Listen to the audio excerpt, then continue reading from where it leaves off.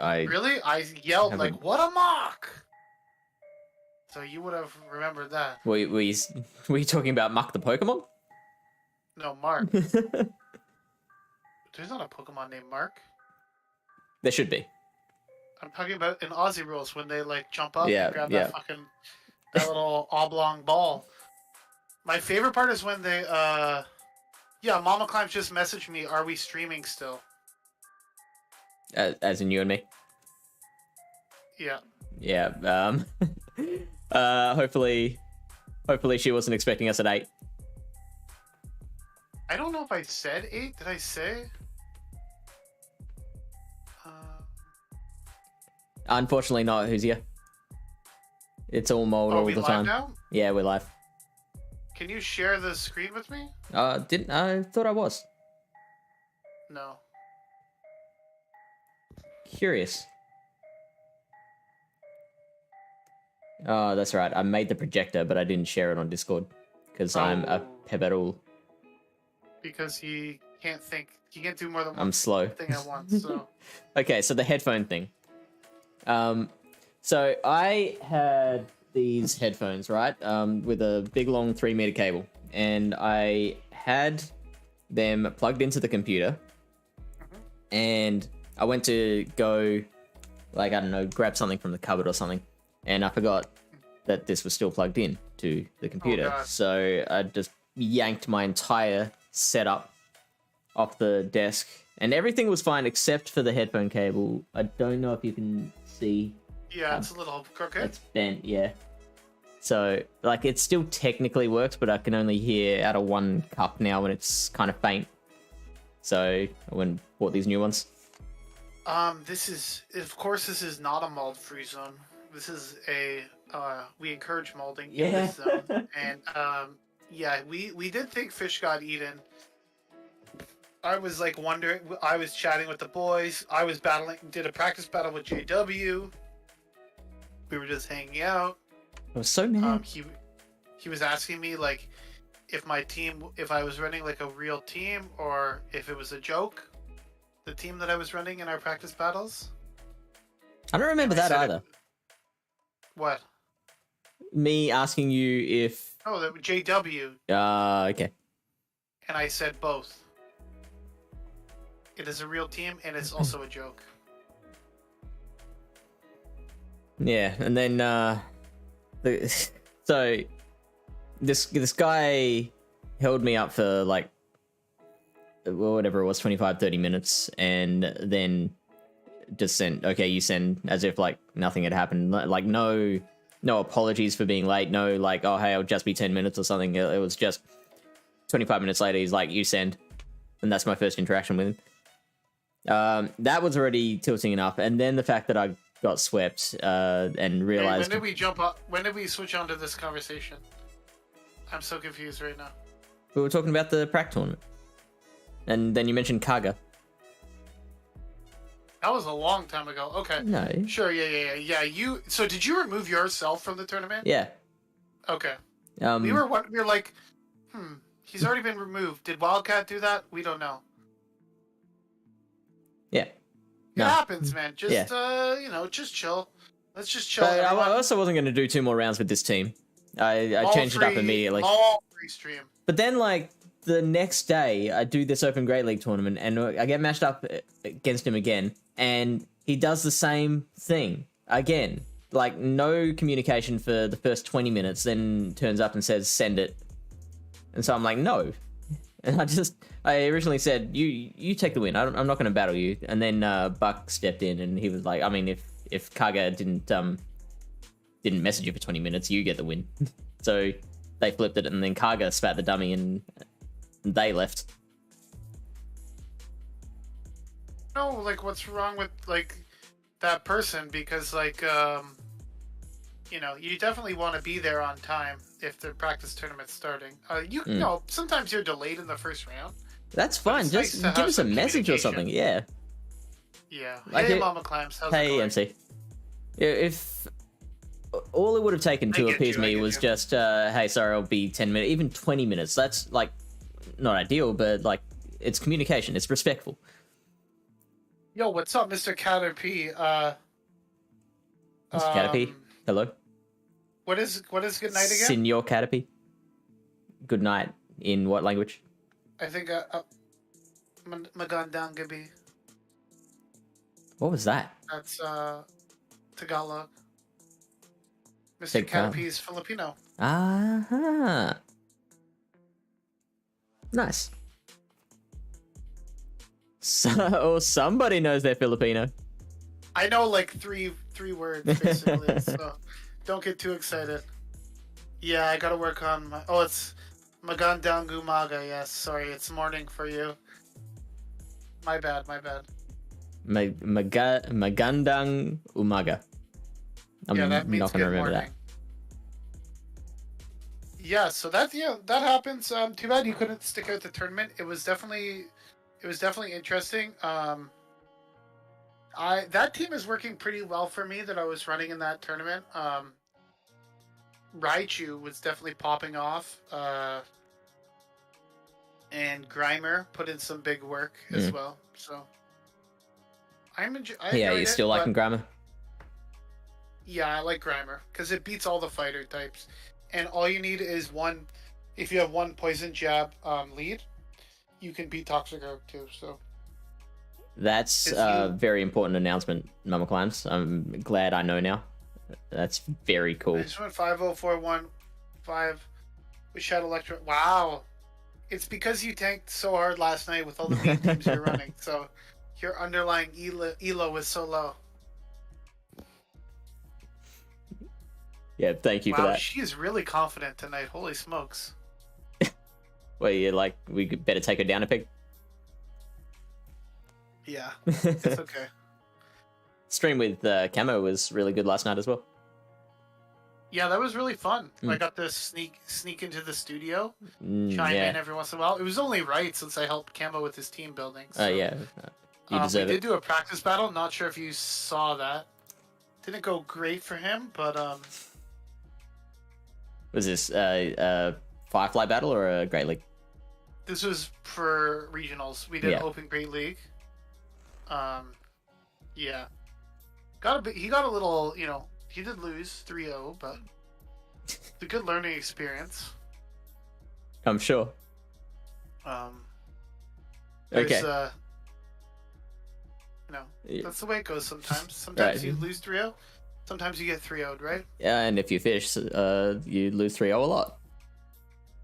Yeah, we'll work on that. We're gonna have a fish. We're going to have a coaching stream soon. But I'm really excited for Sunday too. You have Arias, is his name? Next Sunday, yeah. Oh, not this Sunday. No. Not on Mother's Day. No. This Sunday for me is the ring. Sunday morning. It'll be Saturday night for US people, North Americans. Yeah, that's unfortunate, Mom Climbs, but he can still attend Milwaukee, and I'm sure there's still going to be a lot of people showing out for the Milwaukee regionals as well. So I'm sure he will have a good time there as well. And if anyone wants to go, elections. I got you. I know that, Mr. Caterpie. Even my girlfriend did her absentee voting. Hey, Bunny Man. Here as well. So. So hang on. What's the link there? So because it's elections, you don't have anything to do on Monday and Tuesday. Yeah, in the Philippines, they must have like a couple days off so that they can vote, maybe. Or does it take 2 days to vote? Maybe in the Philippines. Queenie, how do they do it in the Philippines? You get a couple days off to vote? She said just 1 day. Interesting. Yeah, it's like a mandatory 5 days or so. Wow. I don't know. I'd look forward to elections. Could be provincially based. I'm not sure. So, anyways, let's jump right back in here. Where did we end off? We ended off at Frostlass. We were at Frostlass, is the next right? one we have to do. Yeah. I'm disappointed that we kind of skimmed past like Regice. I wanted to give that a bit more of a. Really? You wanted to give Regice a bit. Okay, it's just something that I feel like nobody's gonna look twice at, but could have better play. I just like it. You know Pied Piper? He was using Regice in the practice tournament. Yeah. Did not go well for him. But he did also have a Dweeble, so... Oh, wow. What was the cause of him doing poorly? We don't know. Yeah, it's like Schrodinger's Pokemon. Mm-hmm. Exactly. It's not really a good application of that reference. So a couple of things I would say is that some of the key wins are a little sus. For Frost. Like Venusaur is a key win. Hello? So what does it define a key win? I guess meta wins, but I don't think Venusaur is meta. Yeah, that's fair. Yeah. Pidgeot, there's not very many Pidgeots running around, in my opinion. Being able to beat Toxicroak and Vigoroth is nice, and you do beat Obstagoon in the 2 shields, I believe, which is pretty nice. And in other situations with an energy lead as well, which yeah, you just need to land a couple avalanches, right? Yeah, exactly. And how many powder snows? So let's. The thing is, though, is that you only single resist counter, right? So remember, we were doing the Sims like a dynamic punch. Toxicroak could give you some trouble as well. Yes, true. In fact, if you're not expecting it, most of the time you're like, it's just a mud bomb, right? Like, yeah, you can easily tank a mud bomb, and then they dynamic punch you, and then you go, oh shit. And then next thing you know, the Toxicroak is shielding the avalanche, and you're like, I'm going to get farmed down. F my life. So an avalanche does 49%, which is actually a little bit more. Like, you can only tank one then. I thought you could tank, like, a second avalanche. No. But you can tank one, but you do outpace it, right? As the goon. Yes. And Night Slash probably does somewhere around, like, 30-40%. So how much does it do? Well, 47. So does about the same, and it's much less energy. Yeah. So the only good thing is you're doing neutral damage with the powder snows, and they're doing resisted with the counters. So you do have that going for you. But in a late game situation, yeah, like whenever you give Frost Blast shield advantage, it's always like if you look down there, it will win all the shield advantage. Well, go back to the Obstagoon matchup. I'm saying it will win all the shield advantage scenarios, basically, right? Like 1-0s and the 2-2, 2-1s, and the 2-2 barely wins it. But you give it a little bit of an energy lead and shield advantage, it's almost good night. Unless you're running, even like Wormadam, is a little scary because they land a Shadow Ball, and then all of a sudden you get a little scared of that next Shadow Ball coming through, right? So yeah. How much does the Shadow Ball do to a Wormadam? The main issue with Frostlass is Litleo. Yeah, which is resisting both the Avalanche and the Shadow Ball. It's like a hard wall, right? Hard wall. So, and I have seen quite a few Litleo. Graveler as well is a bit of a problem. Yeah, Graveler's a problem, but again, you can still hit it with neutral damage, and you only have to be worried about the charge moves. Whereas with Litleo, like, you can't hit it at all, and everything they throw at you is super effective. Yeah. So, in fact, you could probably, let me check this out. Could you, like, one shield or maybe even no shield farm down? You can probably no shield farm down and still come out of that with a bit of health.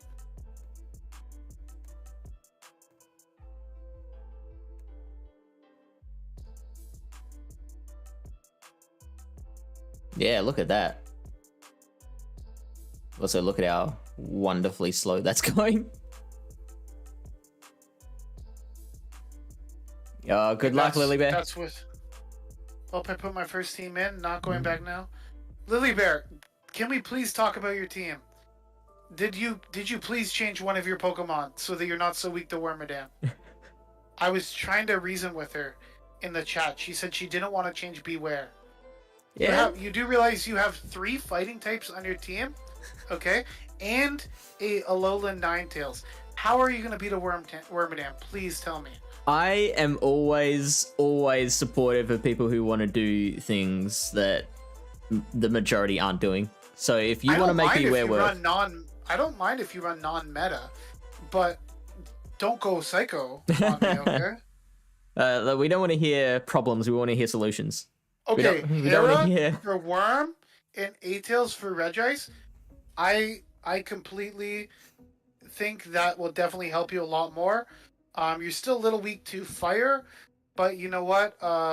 Definitely will help you a lot because now you at least have something to hit back against. Because like you have the mirror match and everything, and then Regice is intriguing. But again, I haven't used it yet. Maybe I'll try an all ice team. By the way, Cheeseburger is a reference to Far Cry 5, which we have recently been playing, and Cheeseburger is the name of a grizzly bear that you can... Is Beware? Yes. Yeah. Her grizzly bear, her Beware is named Cheeseburger. And is it shiny? It's not. Rip. Hi, Gish. Okay. Easy claps. Okay, easy claps. Yes. Oh, fish. It is shiny. Yeah. There you go. It is shiny. Okay, that's good then. And he must have just misspelled fish. Yes. Yeah. Gish. I was thinking Gish. This guy, he's a big fan of the Smashing Pumpkins. I like that. All right. So straight 1/1. Very good ghost type. Let's just put it that way, okay? As a ghost type with a non-ghost fast move and access to the Avalanche and Shadow Ball, it's incredibly like neutral and good in it can hang in there in a lot of matchups, right? Interesting with the straight 1/1 that it's only a 40% win rate against the meta. Mm-hmm. But then if we go 1-0, oh yeah, look at that. Yeah.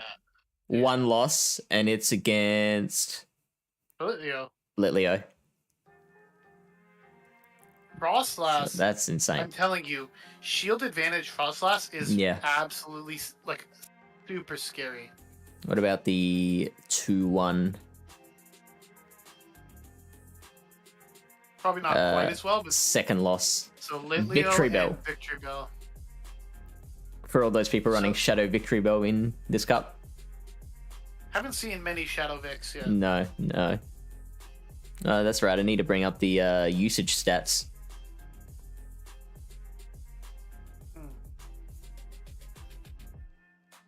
That's right. If you could load a little faster, thank you. Yeah, like you might lose to like a bite Avalog too if you run into one of those possibly. Yeah, right. 2 months. But I doubt that would be super common. Toxicroak's still the king of the crop. Wormadam is still up there. Frostlass is still third.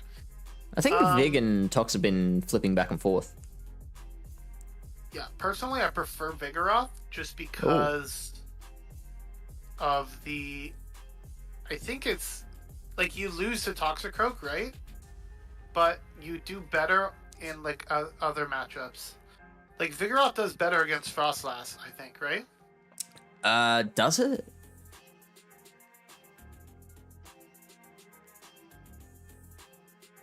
The mud bombs are neutral, whereas body slam is like you have to throw bulldoze if you want neutral damage. You could probably tank a little more. Galva's 14. Look at Litleo's 12th though. Yeah. Litleo is 12%. Like in terms of but the which thing is like if you look at Toxicroak, 37%.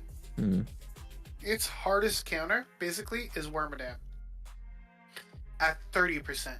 So that's scary to me. If I'm the Toxicroak user, it means like you're gonna really have to rely on alignment, and you really have to make sure that the rest of your team can beat Wormadam. Lilybear.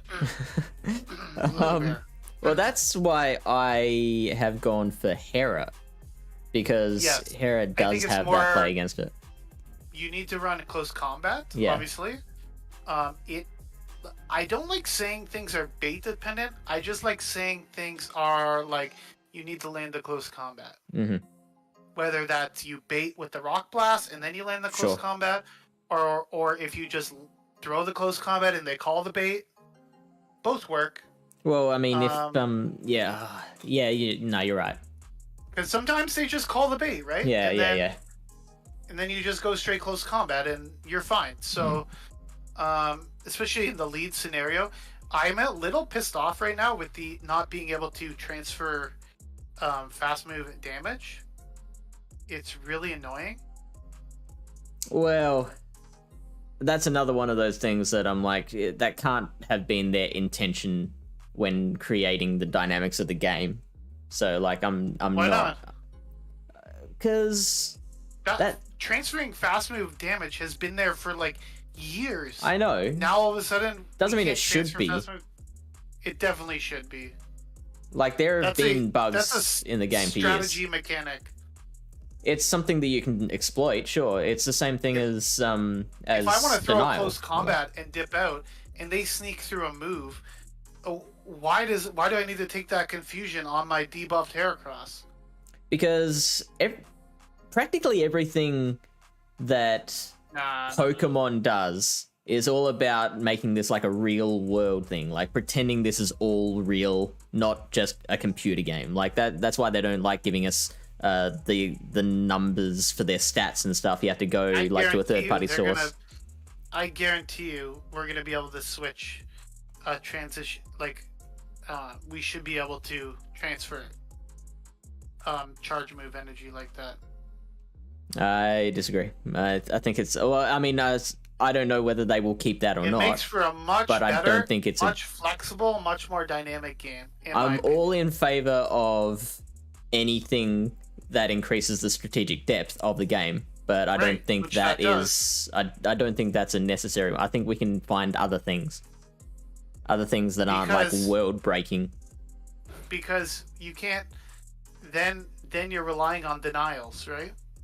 Which is another thing they should be taking out. Right.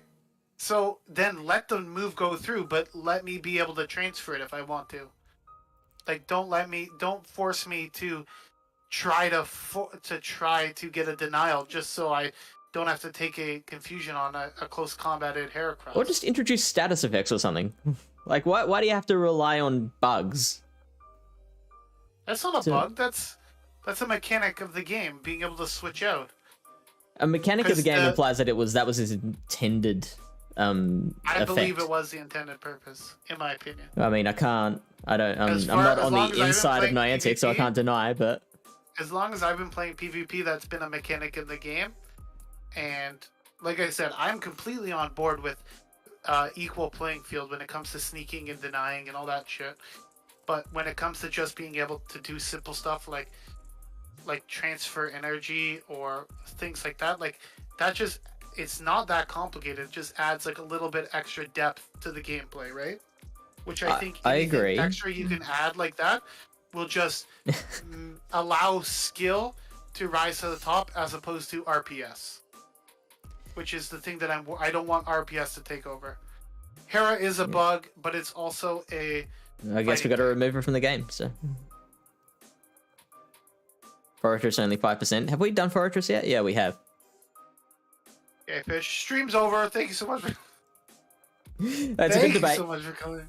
Good debate. Yeah. All right. So this is the modern world debates. What do? We just yell at each other, and then we part our separate ways, and we never talk again. Isn't that how they do it in the modern world? I always laugh about how like the difference between like men and women fighting, where like Lily Bears often had like exclamations like "what? How?" Like when men will literally be punching each other, and then after the fight they just like help each other up, and it's like arm around the shoulder, right? Let's go get a beer. Yes, it's like the difference between, I like to say, firecrackers and like molten lava. You know, one cools a lot slower. Right. Okay. Yeah. I didn't know where you were going with that, but yeah, no, that was a good analogy. So Electivire.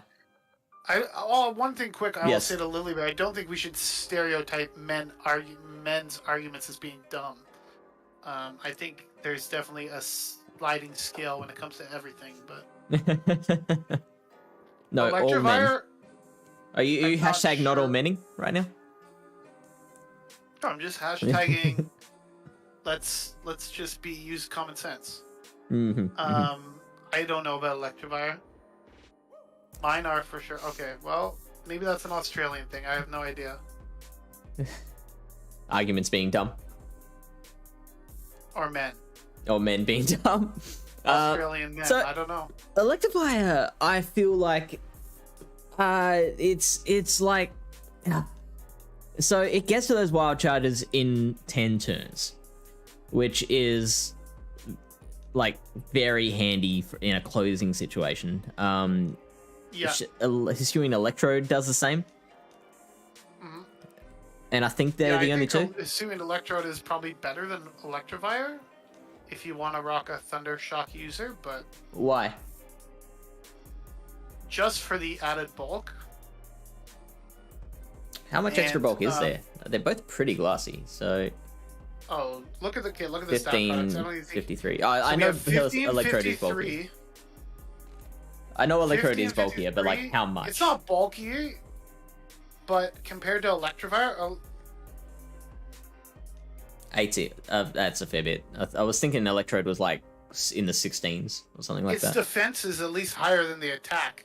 Electivire, what is this attack? Like, it's very glassy. 143 with 98 defense. Jeez. And the thing about Hisuian Electrode does have its detractors because it does take super effective from bug and like poison and fire and stuff like that and ice. But it also does really well against the other electric types. And I was using it in a battle earlier today, and I was going up against a Luxray, and I was like, okay, Wild Charge, no big deal. And then they came in with a Raichu later. I'm just like, I'm going to catch the Wild Charge on the Hisuian Electrode. Yeah. I literally took like 2 Wild Charges on that thing, and still had enough health to get to another Wild Charge. With that Pokemon in that battle, I threw 3 Wild Charges and an Energy Ball. Okay, so we will get to Electrode. No, I'm just saying, if you're comparing Thunder Shocks and Wild Charge users, But I don't know. I just personally don't like Electivire because the meta is glassy enough as it is. I would like something with a little more flexibility and a little more versatility, whereas Electivire is more one-dimensional as like strictly a closer almost. That is a very interesting point, Angry Bunny Man, and I am like, that is a conversation that I will be happy to explore a little more off stream. We've already like been derailed enough. So the Electivire has the flamethrower, which is an interesting weapon with fire damage being pretty potent. The problem is it does take a little bit too long. Right? It's 55. So what is that? That's 7 Thundershocks to get there for the first one anyway. And the thing is, like, with Electivire, like 99% of the time, they're going to shield if they have shields, right? Yeah. So, but it can be a good shield burner. Like, you can set up a shield advantage situation. Thunder Shocks and then throw an Ice Punch. They'll probably shield anyways. So, yeah, right. So you're saying fake the flamethrower against, like, a Wormadam? Ice Punch is nice, like, against other electric types, right? Like, yeah. You can at least hit back, or like against Hisuian Electrode, and Ice Punch probably does like a crap ton of damage. What else is Ice Punch good against? Yeah, Ice Punch is decent for baiting as well. Like, do you get to it's less energy? Yeah, I'm just trying to think if you get to the Wild Charge again sooner. What is it? 40 and 50. 40 45. And 45? Yeah, so I think it still actually takes the same amount of It still takes 5 Thundershocks to get to the Wild Charge after you bait. I think it's 5 to the first, but if you bait, it might be less. If you're trying to go Ice Punch Wild Charge, then I think it's still 10. Because, okay, so you build to 45, that's 5. and then you throw the Ice Punch, so you've got 5 residual. And so then it's 14, 23, 32, 41, and then 50. So you get to the second Ice Punch sooner, but you don't get to the Wild Charge any sooner. Not to the Wild Charge. Okay. Good to know. Yeah. So that's Electivire. And of course you go on Shadow. You can run it. Not a fan, personally. I don't have much to say on it because I haven't seen it. I haven't considered it. I'm not considering it.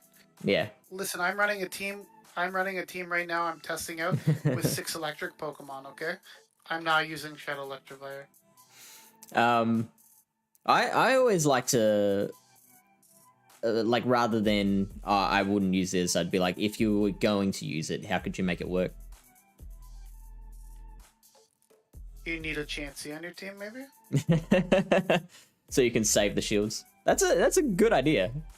I don't mind that. Just like double shield your Electivire. Yeah. And get electric. Okay, to be fair, Chansey is good with shields down, and there's no better Pokemon to get shields than Shadow Electivire. So there you maybe go. If you wanted to do that, I would probably not enjoy playing it, but you know, that's the spirit. It is what it is. Winning's all that matters, Lyle. Sure. All right, Snorlax. We'll go like Shadow or regular. I believe Shadow is usually preferred, right? I think, isn't Snorlax generally one of those ones where like it's not too much of a difference? Like you could run either. Oh, hello, Litleo losing to Regice. Let's we're gonna get sidetracked there. It's because you get to the move so quick and you're so tanky. You can probably shield once and get to 2 EQs. Yeah. And before they get to 2 moves, and before they can farm you down. So, was it Thunder or EQ that they recommend in this meta? I thought it was EQ Blizzard. Yeah. They were recommending. Surely, it's Earthquake Blizzard. Yeah. Yeah. That's okay, Lilybear. This is a sidetrack that's actually what the stream's about, so we don't mind getting into this one. It's because Ember charges so slow and Regice is so tanky. I don't think Ember's that slow. Isn't it the same as like Dragon Breath?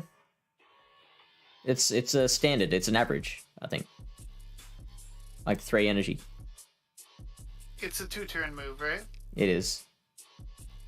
I think it's 3 energy per turn. I think it's 2.5.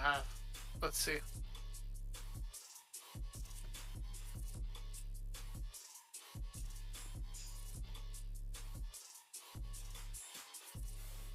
Okay. Yeah, it's not even. You just go double EQ. 6. Okay, it's 3. 3 per turn. Yeah, double EQ. Bam. Baiting with a crunch here. Doesn't really matter. Yeah. I'm surprised they don't go Flame Charge for the Ember boost. I wonder if you had a Fire Fang, would it help? Ooh. Fire Fang does more damage than Ember. Does it? Yep. It does one more damage and generates 1 less energy.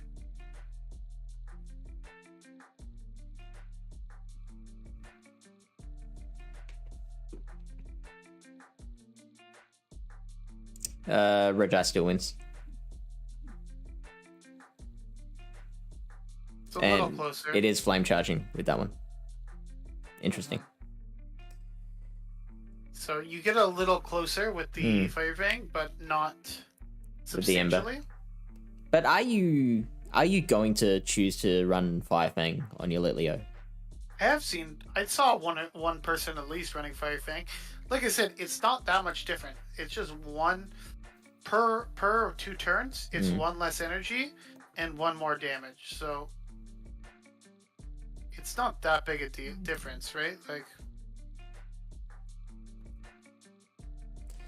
So it's 3.5 and 3 for Ember You're and just 4. exchanging, right? Yeah, It's similar. It's like equivalent. yeah. It just depends if you want to deal more fast move damage, or you want to generate more energy. Yeah. All right, fair enough. Whereas, in my opinion, Fire Spin is just better because you're generating more energy. Yep. Okay, so what's the next one down? Oh yeah, we back to Snorlax. So Dino really was talking to me about it, and he was really liking Shadow Snorlax. Yeah. But I did hear a lot of people say that they didn't like Shadow Snorlax. So, but And what were the reasons for either opinion? they just, he just like they just didn't think they just couldn't get it to work properly for them. I guess it's kind of like it's kind of a little technical to use because of the superpower, right? Yeah. But I think it with that superpower body slam and the lick, it does have some nice coverage. See, it does say they're technical. Yeah. Dynamic, spammy, agile, like those are all nice acronyms to use for it. Whoops, not superpower. I want to see how much a superpower does to a Vigoroth. From a shadow, probably quite a lot. From a shadow, yeah. Because that's basically what you want to do is like the things that typically lose, you want to be able to obviously work out how to flip that. So a superpower is doing 71% damage. If you use not doing much. Yeah, the licks are doing probably 1.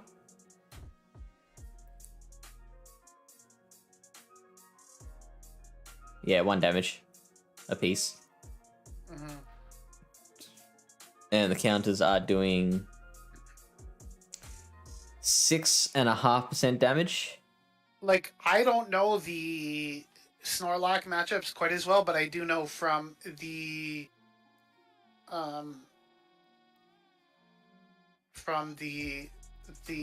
viewpoint of a Lickitung, because I have been using that quite a bit. Anything that's resisting the licks and dealing super effective fast move damage is not going to be good. Of course. If you're taking neutral fast move damage from them, you can make it work. Like I went into my Lickitung versus Litleo, and it was like not the worst matchup because I got to like 3 body slams, and I got it pretty low, and I was able to like get 1 confusion off and confusion down with my Wormadam. Okay. And then KO what they had in the back with like Bug Buzz or whatever the hell. So like those types of matchups aren't bad. Like you can sim it versus Litleo. Let's see. Like I bet you a super, body slam superpower does quite a bit. But anytime you're going up like a Vigoroth or a Obstagoon, those are just brutal matchups. 76, isn't that about the same as Vigoroth? Yeah, but they're not dealing super effective damage at you, so it's going to be a much more manageable matchup, right? I'm surprised though, because like I thought Vigoroth was tankier than Litleo. Litleo and Vigoroth are probably pretty similar stat products. They are fairly similar, yeah. Litleo was in the 1800s, and Vigoroth is just into the 19s.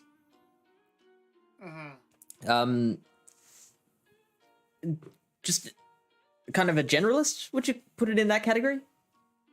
Yeah, like I would put it as like a poor man's kind of Lickitung, where you can do well against some of those things that you just don't really have. Just ignore it. Yeah, you can just do well against some of those things that you don't really have good answers for otherwise.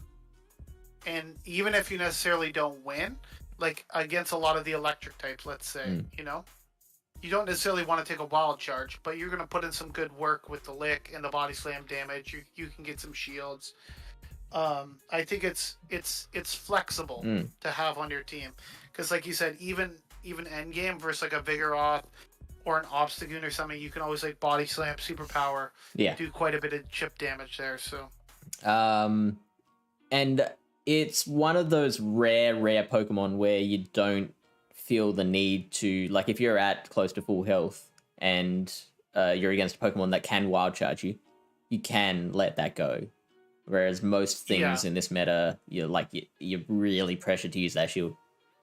Well, you wouldn't want to take like a close combat or something, but of a course. Wild Charge is fine, or even like a Hydro Pump or something. You can live. Yeah.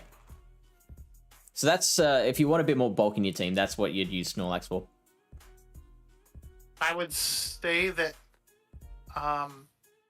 Lickitung is just like kind of a strict upgrade on Snorlax in 80% of the matchups, basically. True. Because it just has that extra bulk. It doesn't have the superpower, which is the detractor, but you do have the power whip, which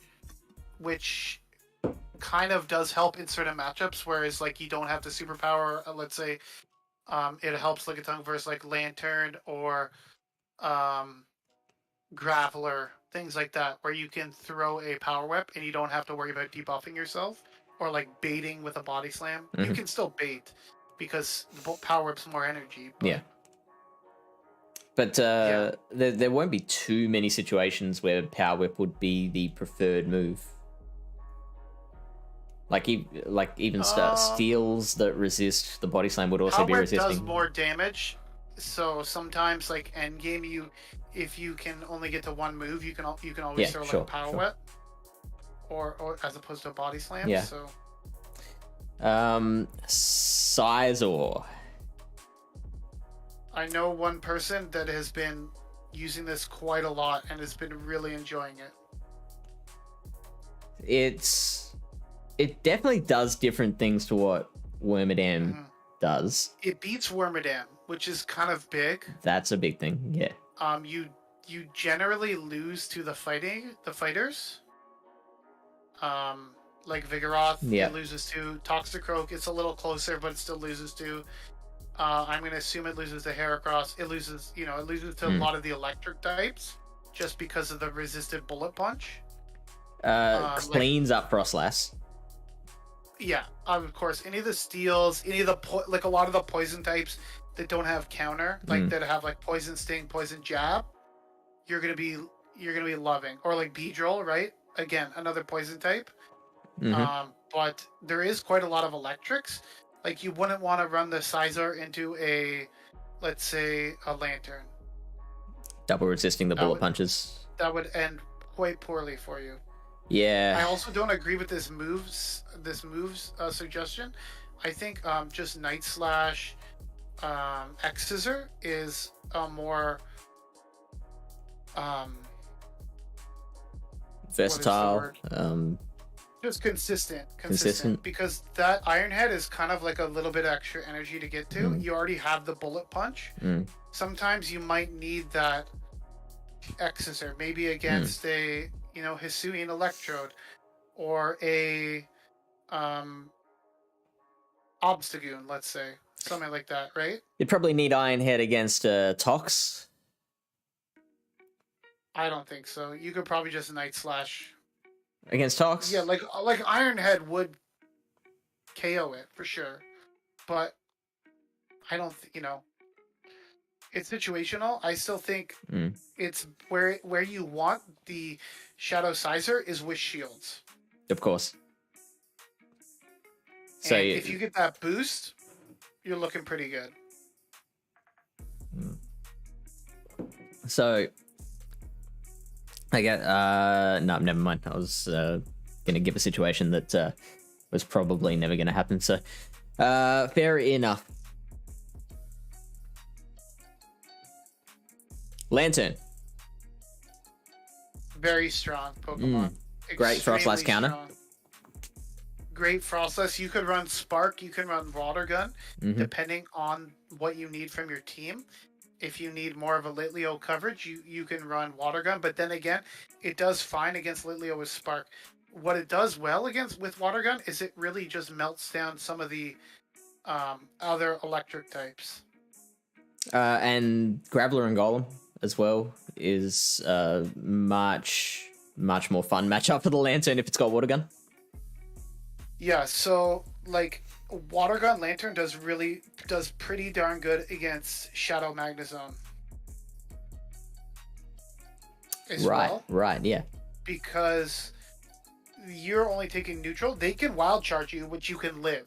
And then you're doing a lot of damage with those water guns. Yeah. Especially after a wild charge. Has play against Tox? Like, if you've got an energy Lantern? lead, Yeah. particularly, so like an end game situation, like a Tox will not want to wear even a Thunderbolt, let alone the Hydro Pump. I was using Lantern a lot recently as like a counter swap to my opponent's Pokemon, and like, so let's say I have like a wild charge, and I like, or like some sort of move. I get off a move on their swap Pokemon, and then I can just like water gun them down the rest of the way, tank a couple moves. Then you come out of that with, like, let's say they come back in with a Toxicroak. You can get to like 2 Thunderbolts. Yeah, that really threatens the Toxicroak, right? So that's where I think Lantern is at its best, and which is why Spark is good in some aspects, because its energy generation is a little slow with Water Gun. But the Water Gun does give you the ability to farm things, whereas Spark doesn't quite give you that ability. And it feels kind of bad to throw a Thunderbolt at like a 15 HP Drapion just because you know they're going to get to another like Crunch or something like that, right? Yeah, so Spark is 2 damage per turn. Sorry, go on. So they're saying that what's that new move?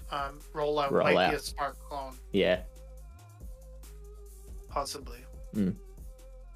Which it's definitely would be very neutral, because it's one of the bulkier Pokemons in this meta. Lantern. And we're not seeing too much grass around, which is generally what Lantern fears the most. Yeah, the main, like, Beedrill's not great for it because of the drill run. But it can tank a drill run. It can. It doesn't take it well, but it can take one. The other thing that I've been seeing quite a bit is not quite a bit, but if you do run into a grass Pokemon, it's most likely going to be Roserade. Yeah. Give me 1 second. Sure. So a Shadow Beedrill is doing 62% with drill runs, which is manageable. Poison Jab doing 3.5%. So by the time you're getting to a drill run, you've done what, 7, 14, 21. Yeah, that is a lot. So like 20, let's say 25%. What, the drill run? No, the poison jabs that it takes to get to a drill run will do about 25%. And then the drill run itself from a shadow. It's a shadow Beedrill, right? Yeah. Does 62. So I guess you can't really tank that then, because then that's putting you in farmable range. You can tank it though, and you still get a shield. But yeah, to be honest with you, 62% is a little like the neutral Thunderbolt is 65%. Like, yeah. That's how thick Lantern is. Sure. It is really good. And on the all-electric team that I was using, the thing was the MVP. Okay. It's one of the most versatile mons. But again, like I said, Roserade. The good thing about Roserade, though, is that you really only have to fear the Leaf Storm or the Grass Knot. Because they have Fire or Weather Ball, right? Yeah. But yeah, I know quite a few people that are using Lantern. I know Wildcat was using Lantern and he was really liking it, and he was using it with Spark. It's a cool Pokemon. I like it. Just aesthetically, just from a design standpoint, I like it. Anything that walls Azu, I really like. Well, it doesn't completely wall it, but does well. For all intents and purposes, it walls it. Sure. Because you can easily tank play roughs.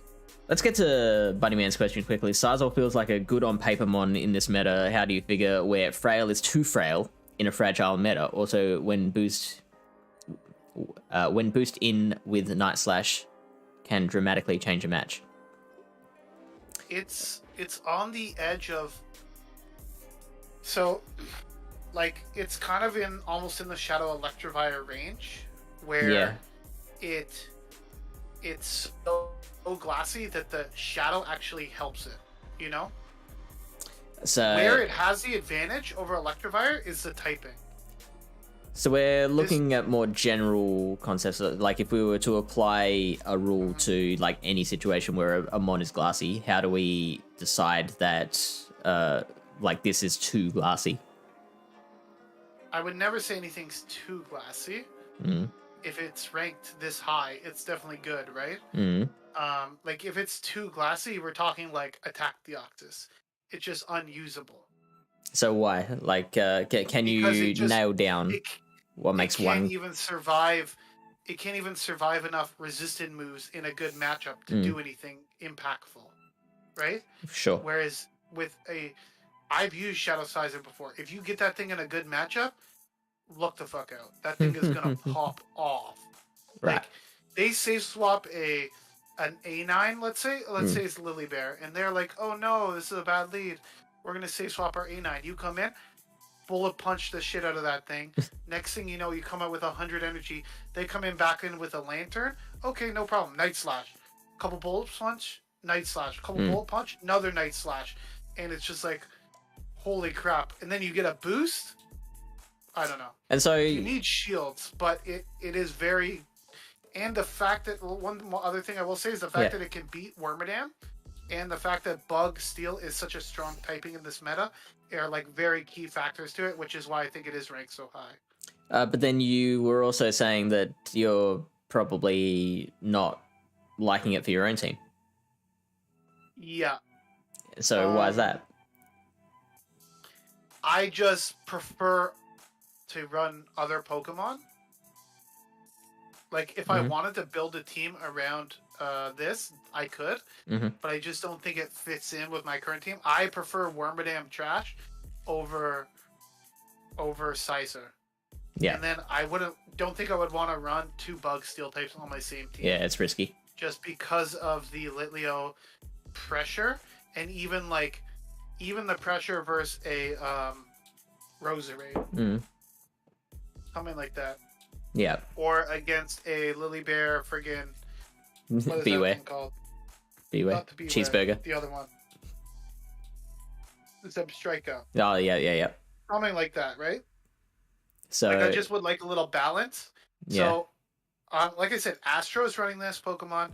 Dino has been running this Pokemon, and they both given glowing reviews.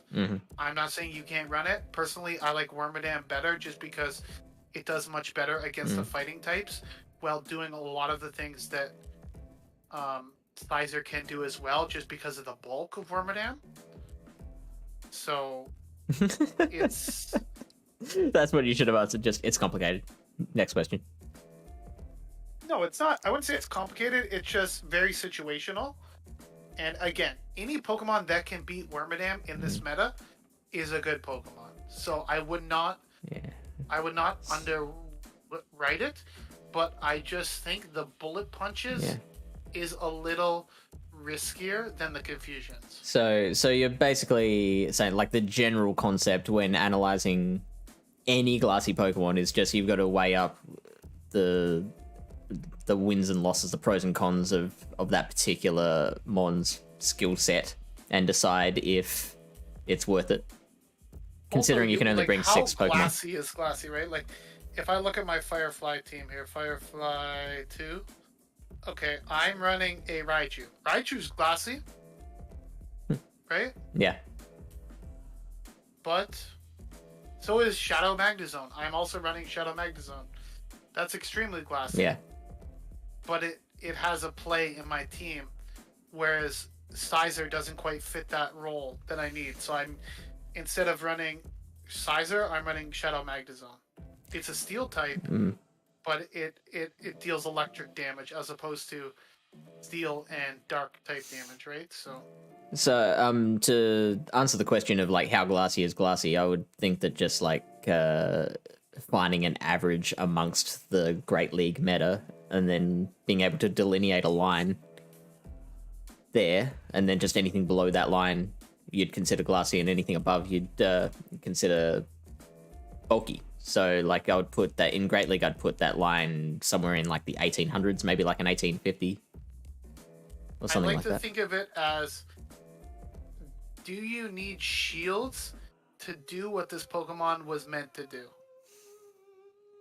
So that can be a little bit... let's say Lantern. This Pokemon is meant to take out, let's say, Litleo. Yeah. Do you need shields? No. It's not glassy. Well... Sizer is meant to take out, let's say, a Wormadam. Do you need shields? Probably. I would consider that... I think by that... I don't know. By that standard, like, Regigigas is glassy. Because, like, it only has, like, 700 energy moves, and you're not going to be able to really do what you want it to do. I wouldn't say it's glassy. I would just say it's clunky. Sure. Sizer's no, that's not fine, clunky. Bunny Man. It's got very low energy charge moves, right? And Bullet Punch is like a decent move. It's not counter, but it's good. So, is there anything we haven't said about Litleo yet? No, I think Litleo is one of those Pokemon that I'm not going to use. Number one, I don't have one. And number two, it's, again, I try to build my team around more flexible type Pokemon. And Litleo is kind of an RPS style Pokemon.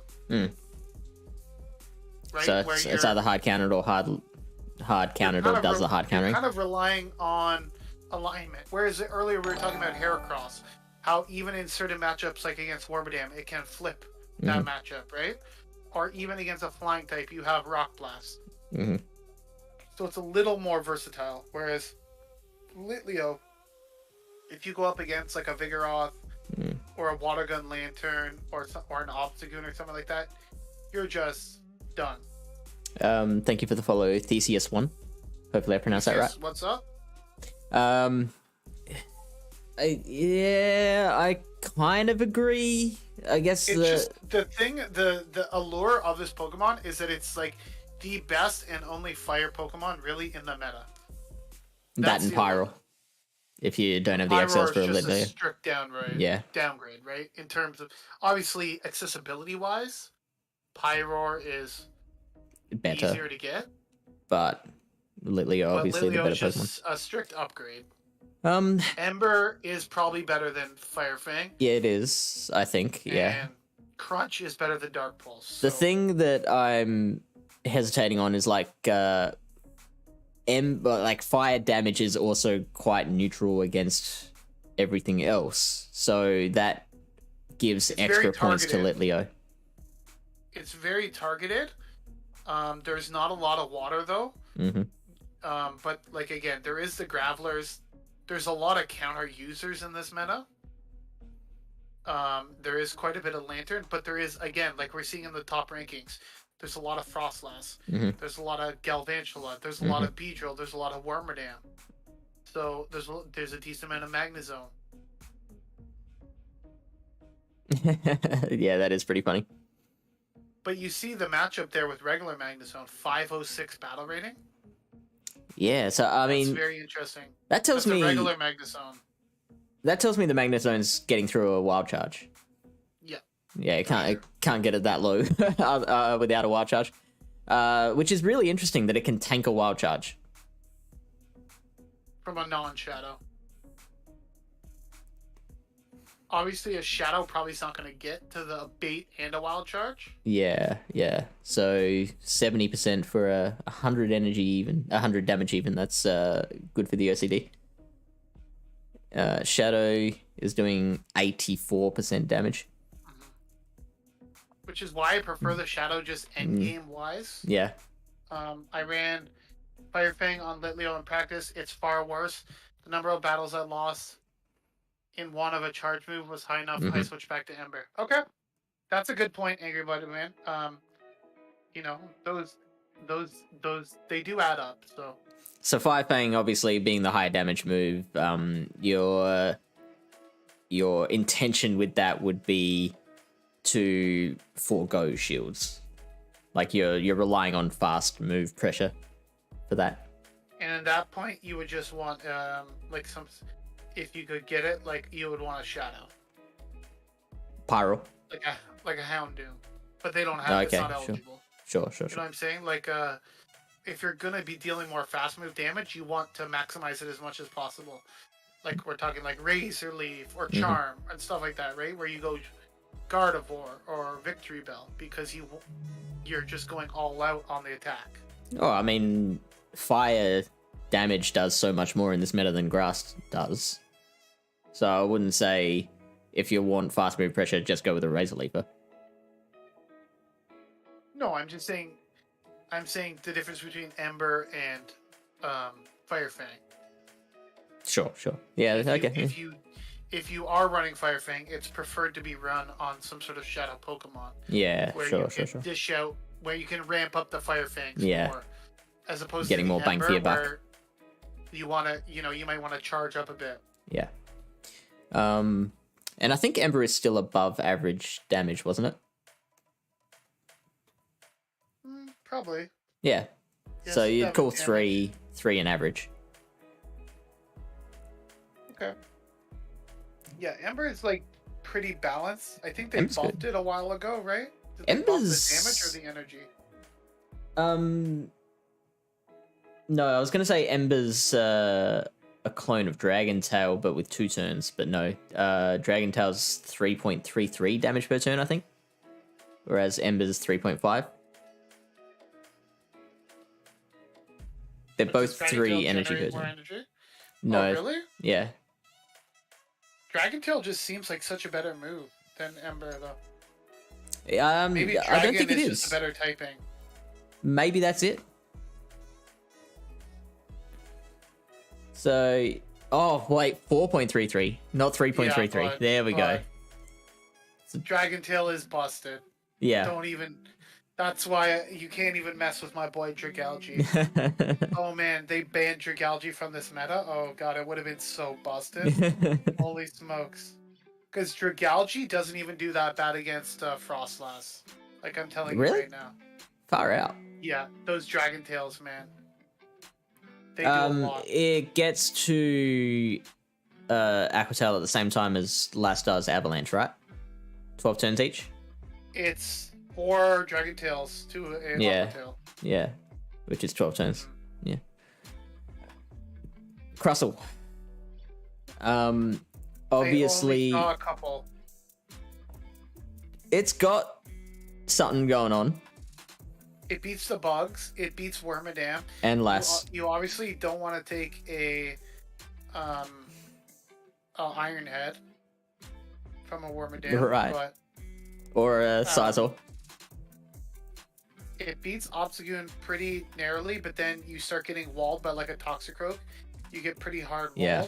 And Magnezone. They're the 2 biggest ones. Lickitung, and that's probably with them throwing body slams. Vigoroth's close. Mm-hmm. It's a little inflexible, but it definitely has some good matchups. I haven't seen it used too often, but I definitely would consider it depending what you need for coverage on your team. So how do you define flexibility in a Pokemon? I define it as being able to hit the meta neutrally. Okay. So even in a bad matchup. So whereas like Toxicroak will just like completely hard wall you, right? Like you can throw a Rock Slide, sure, but it's all resisted. Or like Magnezone, it will just wall you completely. Whereas like a Pokemon like, let's say, I don't know, what are some of the top Pokemon that we had ranked there? I feel like Litleo has pretty like playable matchups against it. Maybe not. You're taking a lot of super effective damage, but like for instance. So I think what makes Litleo kind of less flexible in my mind is the fact that you can really just that's one of those Pokemon that you just tap through the matchup. Like I would consider Magnezone to be a very flexible Pokemon in this meta. Yeah. Because you can, even in bad matchups, you can hit shit like hard. And you command shields, right? So that's where I'm like, I find the more type of Pokemon you put on your team like that, the less RPS your battles will become. Yeah. So even in bad matchups, it allows you to take shields or flip matchups, right? Yeah. So I would define flexibility kind of along those same lines, where it's the ability to flip your losses by playing it a certain way gives a Pokemon flexibility. So and it's not always even just flipping the losses. Sometimes it's just getting shield advantage out of a bad matchup. That too. Yeah. So if, like, let's say Magnezone versus Heracross, if you can win the zeros, it's not that bad of a matchup, right? Right.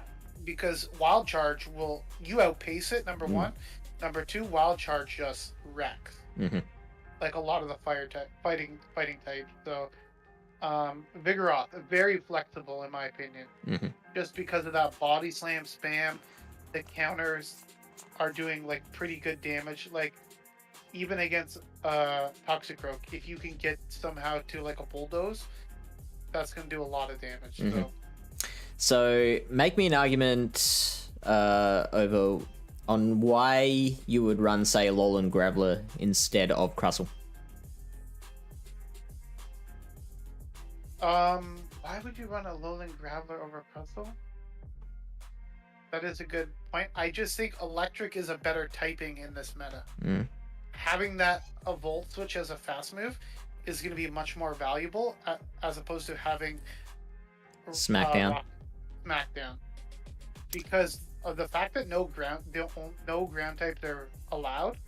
Okay, the only thing that's resisting Electric is Electric itself.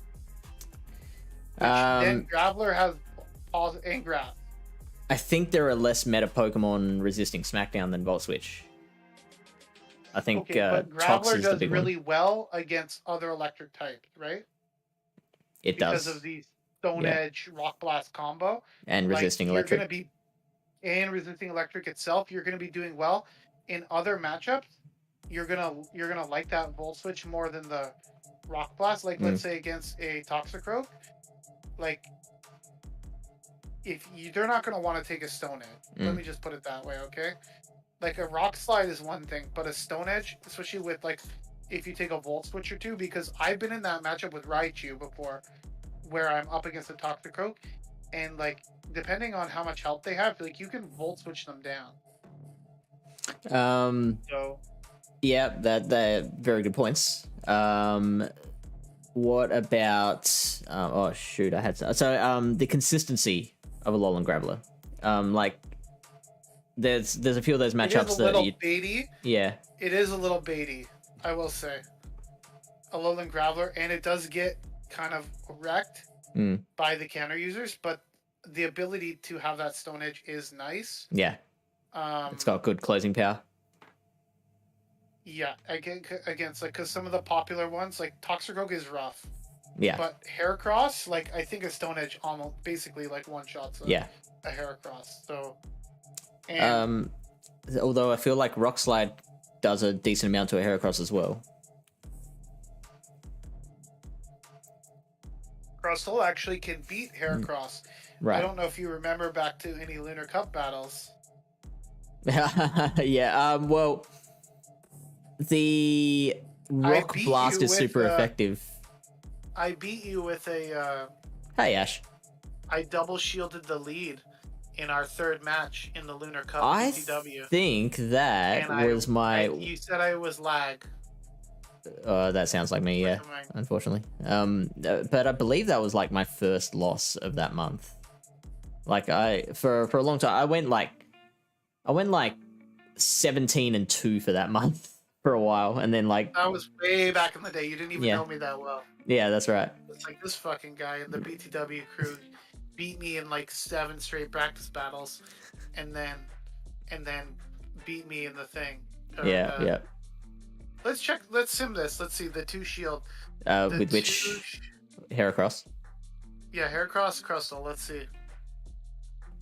Can you post the Discord? I want to join if I can. Just do !Discord, right? Yep. And that'll bring it up. Type in !Discord. I'm surprised you're not in already.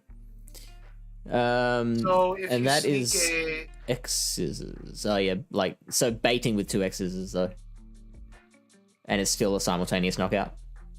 So if you sneak in a Smackdown, you can win the 2 shields. Do the Sims default to sneaking or denying? I'm not sure. So if we go to Sandbox, looks like there's a tap there. Sneaking. That's a sneak, yeah. There's a tap as the move is being thrown, actually, and then when we battled, I think I won that. I think I double shielded, and you didn't want to double shield. I think that's probably played it. at the 2 1s in the lead, and then I kind of RPS you in the back in the 3rd battle, if I can remember. Yeah, right. I remember one of my absolute like best battles that I've ever played was against Camo McG in Luna Cup, where it was Battle 3. I think it was Battle 3, and I led Heracross into his Snarl Mandibuzz, and it just involved me like switching out into a bit more of a, like, it was still a losing matchup, but it was a lot more favorable than Heracross. And then like it kept on, like throughout the battle, we kept on getting back into that Mandibuzz Heracross matchup, and so I kept like chipping away, then switching out and catching moves. So I think I caught like 2 foul plays, and then right at the end, I managed to finish it with a close combat on the Mandy. Yo, what's up, 3 Floyds? Hey, How's it 3 going, Floyds. man? Are you in Indy, 3 Floyds? What's up, man? How's Indy? Hopefully you're triple vax. Let's go. And that you did it a few weeks ago. Yeah. Yeah, that's good, man. It's called the they call that the old energy swing. Do they? So if you Or did you just make that up? No, that's a wallower term, actually. The old So energy swing. If you lose the lead, but you can hit that lead Pokemon back with some of your charge moves, what you do is you can lose switch and lose the switch in the back, but if you can farm down something twice, you can eventually come back into that lead with enough energy that you can flip the end game. Yeah, sure. It's called the energy swing. There you go. So, yeah. Let's go. I've heard he's good. Okay, so Ash that's is dropping the scary-looking Lickitung. Yeah, with the red eyes. Wallower. Shadow Lickitung. Got the booster as soon as it came out. It's crazy busy. Some big names here too. I can imagine. Yeah. No, Pog. Like DeFi? DeFi? Yeah, say hi to Kevin Solidaris for me if you see him. Oh, is he there? And who else do I know that's there? King is there. Dunebug is there. A lot of people are there. Yeah, awesome. It's gonna be a good time. I'm jealous. Like, I kind of wish I was in America, because like most of the people that I'm friends with now in the Pokemon Go scene are from like North America. Are you doing? You're friends with Lachlan though, so there's that. That's something, sure. Are you doing like Perth or something? Oh yeah, I'm going to Perth, but like I'm not going to know anyone When is there. that? That is 2 weeks time. Well, you're gonna meet lots of people. But I mean, I don't. I'm a very introverted person. I don't know if I'll be making new friends there. Yeah, I know about that 3 flights. I know Crimson got turned away, and I know that Camo decided not to go because of that. So, if there's a lot of people being turned away for that, then is that on the organization for not making it clear enough that that's what the requirements were? No, I think it was in the rules. It was just kind of like not front. It was like you need to be boosted or you need to be vaccinated, and then there was like a link to another thing where it's like these are the rules. Yeah. I'll definitely meet up with Debbie and Silver. Commentators are all pog, absolutely. Let's go. I love Debbie and Silver. MJ. MJ, who's MJ? Michael Jackson. Michael Jordan?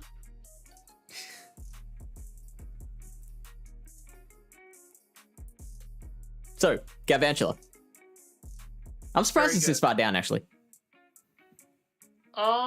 There is a lot of things that beat it, like Lickitung beats it, Graveler, Wormadam, Magnezone, Beedrill, right? So, it does do really well against the fighting types. It basically beats all the fighting types, right? It does, yeah. And also generally beats the electrics.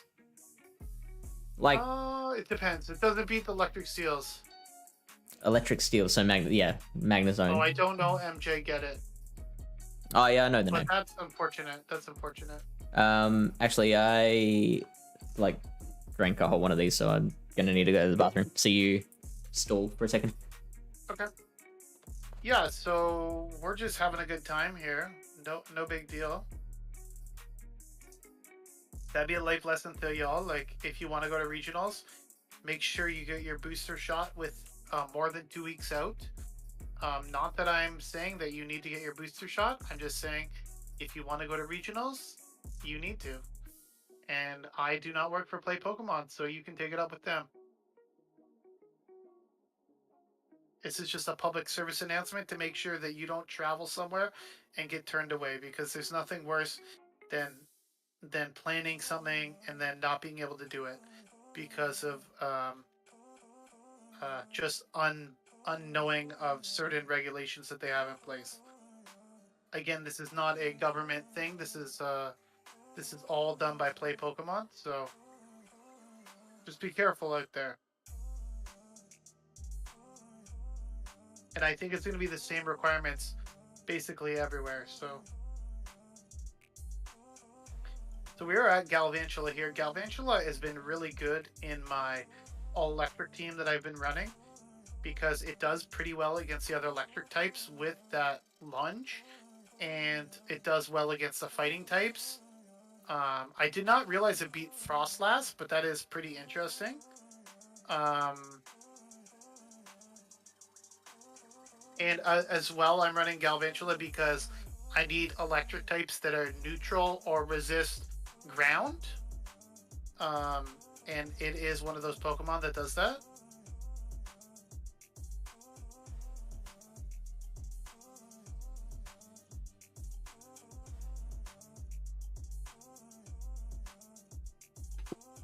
How'd the stalling go? Oh, we stalled. No, yeah. Stalled up a I storm. was just giving the public service announcement to people to make sure they have their booster if they want to go to absolutely. Regionals. And so I was saying, I'm not political or whatever.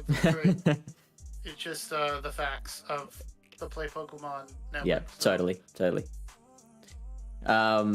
So I think what I noticed a lot about Galvantula was the power of that lunge enabled it to, the power of lunge and resisting electric was what allowed it to beat all the other non-steel electric. So when I faced being it able to with beat the fighters as well is really big. So that's like your two big things. Also, really even matchup against Wormadam, I feel. Yeah, it is pretty even. Again, it's a little bit of well, you still have time, maybe, Libra. It is a little bit bait dependent, right? I think they're not baiting here, which is interesting. I guess that's the new Sims for you. But yeah, I don't think you need to bait because Ironhead's doing a really respectable helps. amount. Pardon? Ironhead doing 31%, and then the Confusion's doing about 10% each. With Galv. Bait with a lunge. Yeah. Because honestly, if you switch that to a lunge, they're shielding that. I bet you you win if they shield the lunge. Which is probably not the most optimal, I guess, but it's if I was Galv, I'd probably be just lunging. Nah, you still lose that. Mhm. What about the second? No, I mean, you're definitely losing if the... Well, actually, okay, so maybe if you lunge again, you survive the next Iron Head. You're still not getting to the discharge by the look of it. Very close. It's very close. No, you're But not why, though? Oh, yeah. no. Why won't it let you throw, though?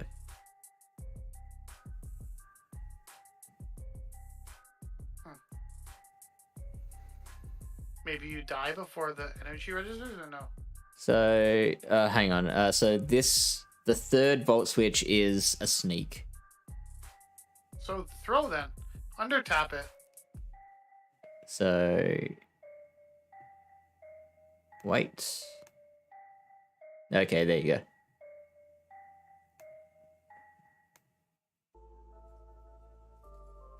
go. Okay. So you survive with 7 HP as the default Galvantula. Honestly, if I was the Galv, I'd probably just be straight lunging anyways, because most Galv users are psychopaths and they lunge Talon Flames, they lunge Skarmories, they lunge everything. So you might as well just lunge, right? Just lunge. This relies on a sneak though. In fact, it relies on 2 sneaks. Hang on. Yes. Let's go. Let's sneak. We sneak. Is Lapras really getting a bow tie? Yeah, I did see something about that. It could be. That would be amazing. I did a Lapras raid the other day. I still don't have the shiny. People sad. Yeah. It'll come. Your day will come, Lol. I know. And I've been doing... I did a Togekiss raid today. I invited someone off my friends list, and they got the hundo. Wow. You know how many... I've done like quite a bit of raids recently. Yeah. And my raid RNG luck is just like really bad. Is it though? Have you actually like worked out the math? I don't have many raid hundos. Yeah. I have actually. I did get another. You know where I get most of my hundos from? Well, it seems like I get a lot of them from is a research task. Ah. Because I do a lot of research. I really enjoy doing it, and it's free, right? Yeah. So, I got my 4th hundo Eevee today. Oh wow. Jealous of that. I'm not sure what I should do with that. I have two Umbreons, one with Last Resort, one with Psychic. Mm-hmm. And then I have one level 40 Sylveon. So I'm thinking this one will be a level 50 Sylveon. Or a level 50 Umbreon with Feint Attack. Oh, I can just TM Feint Attack. That's just a fast TM. Yeah, but then you've got you don't have to use a TM because you'll have multiple Umbreons. Yeah, sure, bud. So I am going to actually take out these sneaks because I lied. Sorry, I do have one. See it. Oh, you do have a... Oh, there you go. So quit your bitching. I have one. I forgot. All right. Well, congratulations.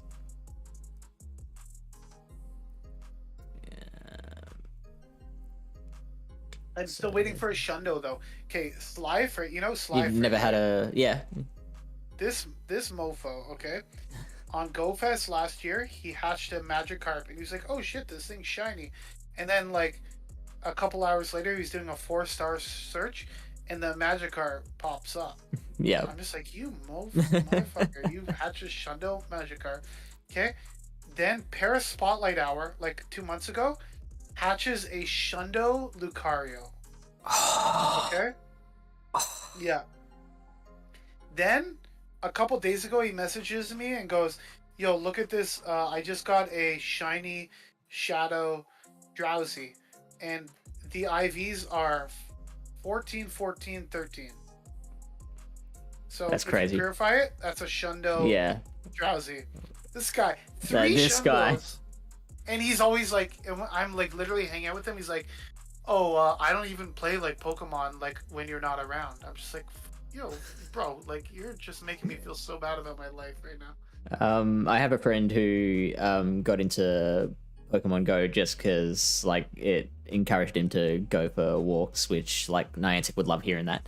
But like he'd never been into Pokemon before, so he's constantly messaging me like, "Oh, what's this fucking thing?" and shows me like a Pikachu or something like that. And then anything that new that comes into the game, it's like, what the fuck's the game doing now? But then this one time, he shows me the screenshot of his new buddy, and he's like, "This thing's good, right?" And oh no, it wasn't his buddy. He just showed me the appraisal screen. He shows me a screenshot of a hundo fracture that he'd caught in the wild. Oh my god! Right? That's pretty lucky. Yeah, and I'm like, no, it's terrible. You should trade it to me. Right trade it right now. Okay, so that Galv matchup is kind of unreliable, but like, but Galv in general is good. Yeah. With just that lunge debuff helps so much. Mm-hmm. It is a little like, you kind of do bait quite a bit with Galv, because like a lunge, like if I'm the Toxicroak and I'm going against the Galv, 99% of the time I don't shield the first move. Wow. Okay. Just because I'm just like, bro. Because you're expecting the lunge. Throw the discharge. Yeah, I dare you. They hardly ever do. Like sometimes they do, and you're just like, well, fuck me, right? But most of the time they throw the lunge. Rank 1 Greninja. Ugh. I don't think that is like. I'm not gonna lie. Like I don't think that's super. Like enviable. And any rank opinion. Any rank 1 is enviable. I got a rank 1 Drifloon for Little Cup the other day. 0, 15, rank 1 15. Drift. Wow. Drifloon. Also, hi Ryan. Yo, Ryan, what's up, bro? Ryan. About to defend his title tomorrow night. Yeah, and we're supposed to battle for the Ultra League draft too. Oh. I'm gonna bring 3 counters to Darmanitan. It can almost two lunge its way through a Graveler, which is really interesting. Like, Graveler's only left with 22 HP. That's something. Yeah, because lunge is neutral, right? So, Lilybear, thank you for letting me know. When I battle you, I will shield. Thank you so much. That's what she wanted you to think. Honestly, I don't think I've ever battled Lilybear. Maybe in a practice tournament, I think. Actually, I think she beat me in a practice tournament once. Now that I remember. It might have been for Glacial Cup, which was probably my worst meta of the season. So, after Lunar and Glacial were my two worst ones. Yeah, Lunar was your worst. Lunar was really bad. Yeah, right. I didn't have a Heracross. Yeah, okay. Everyone, like literally, everyone's team had a friggin' Heracross. It was like absolutely busted in that meta, and I didn't have one. It feels so weird to me. Like I know that you're like very far away from where Heracross is, but like for me, just with it, if I don't think about it too hard, I'm like, you're in North America, you must have a Heracross. Yeah, I'll just drive like 18 to 20 hours down to Florida and get a Heracross, no problem. A Lollan Sandslash. So it's a steel type. One of the first Pokemon I looked at for this cup, and I actually built, and I never used since then. Oh, you built a new one for it? I built a Shadow Lollan Sandslash. Oh, yeah. For Firefly. And I used it a couple times in practice battles, and then I completely ditched it. So many counter users around. Yeah, that's the problem. That's the biggest problem? A lot of counter users. And Magnezone. Although Magnezone doesn't have a particularly high usage, does it? If you look, the Shadow performs better.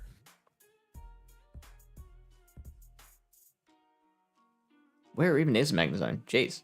It's right there. You passed it. Did I? You already passed it. It's right there. 4%. Oh, there it is. 4%. Yep. So the Shadow, if you are running the Lollan Sandslash, I think you should run the Shadow. Powder Snow or Shadow Claw? Powder Snow in this meta, I think, is better. Because there is quite a bit of dark and normal types. So at least Powder Snow gives you a chance with some energy and a little bit of chip damage against a what do you call it, like a Vigoroth or something. you do not want to go up against a Lickitung with Shadow Claw. With Shadow Claw, yeah. Because they're going to be body slamming you, and you're going to be like, whoa, that does no damage. And you're going to be like, whoa, these Shadow Claws do no damage. So, do you still beat Frostlass if you've got Powder Snow? I would say yes. Oh, there you go. It's in the key wins right there. Might be a little bait dependent, but you're double resisting ice, right? At that point, so. Yeah, so we're getting one bait here. You need to land a bulldoze. You'd have to, yeah, of course. 41%. That's not that much, whereas Shadow Ball's doing about 60. But look how much the Powder Snows are doing. Eat both ways. Your Powder Snows are doing what? 2.3%. 2.3? And half that, basically. So it adds up over time, right? And the more shields that are up, the longer the matchup goes along. Mm-hmm. So I was going up against Gracie in a practice battle back in the day, and I had a Shadow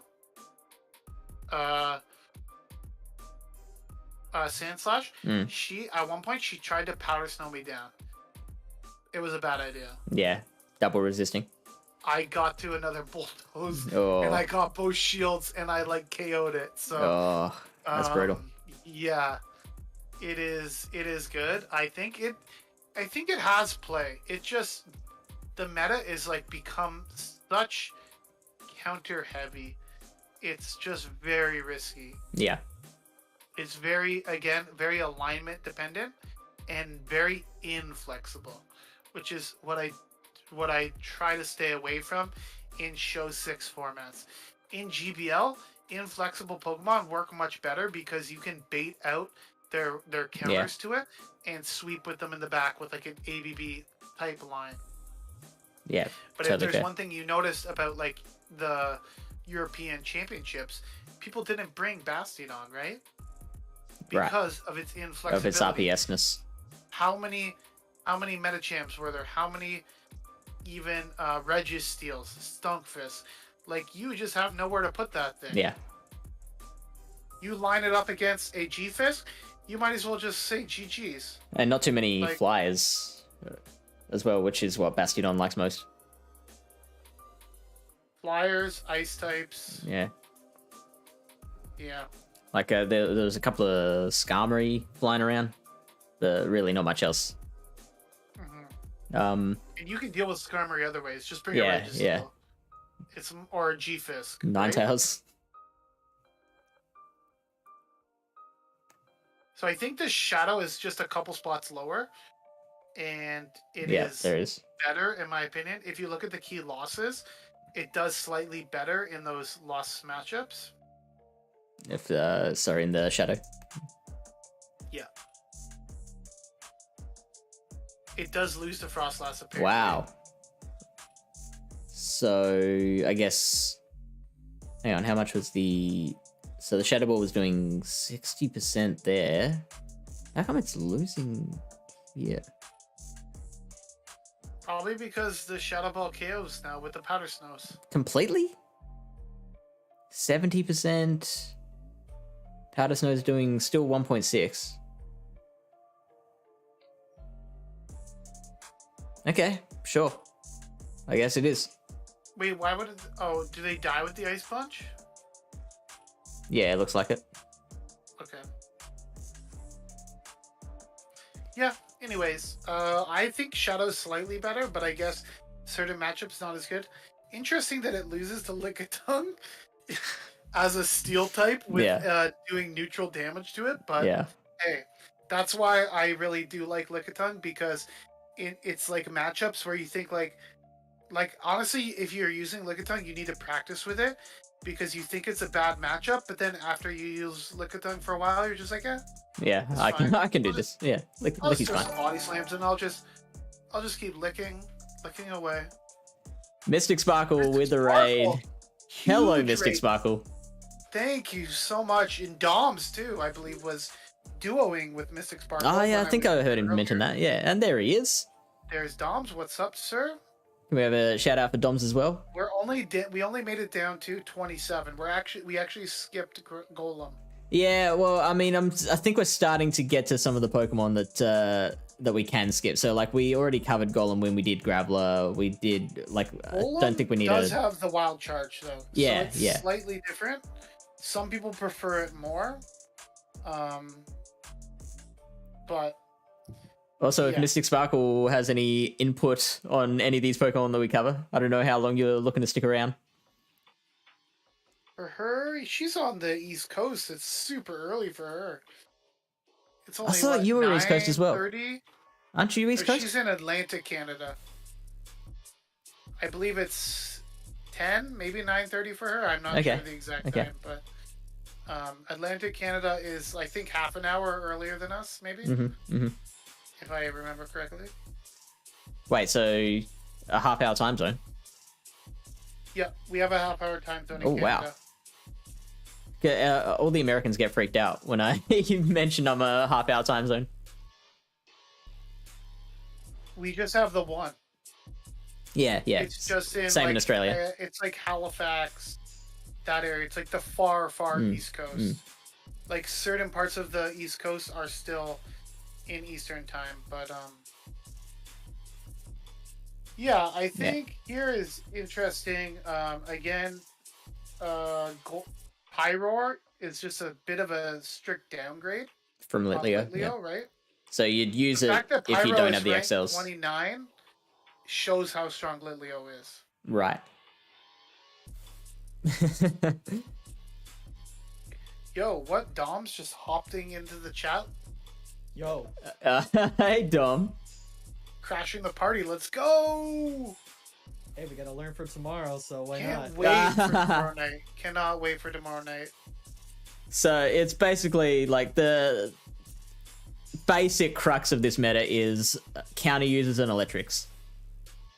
And ice.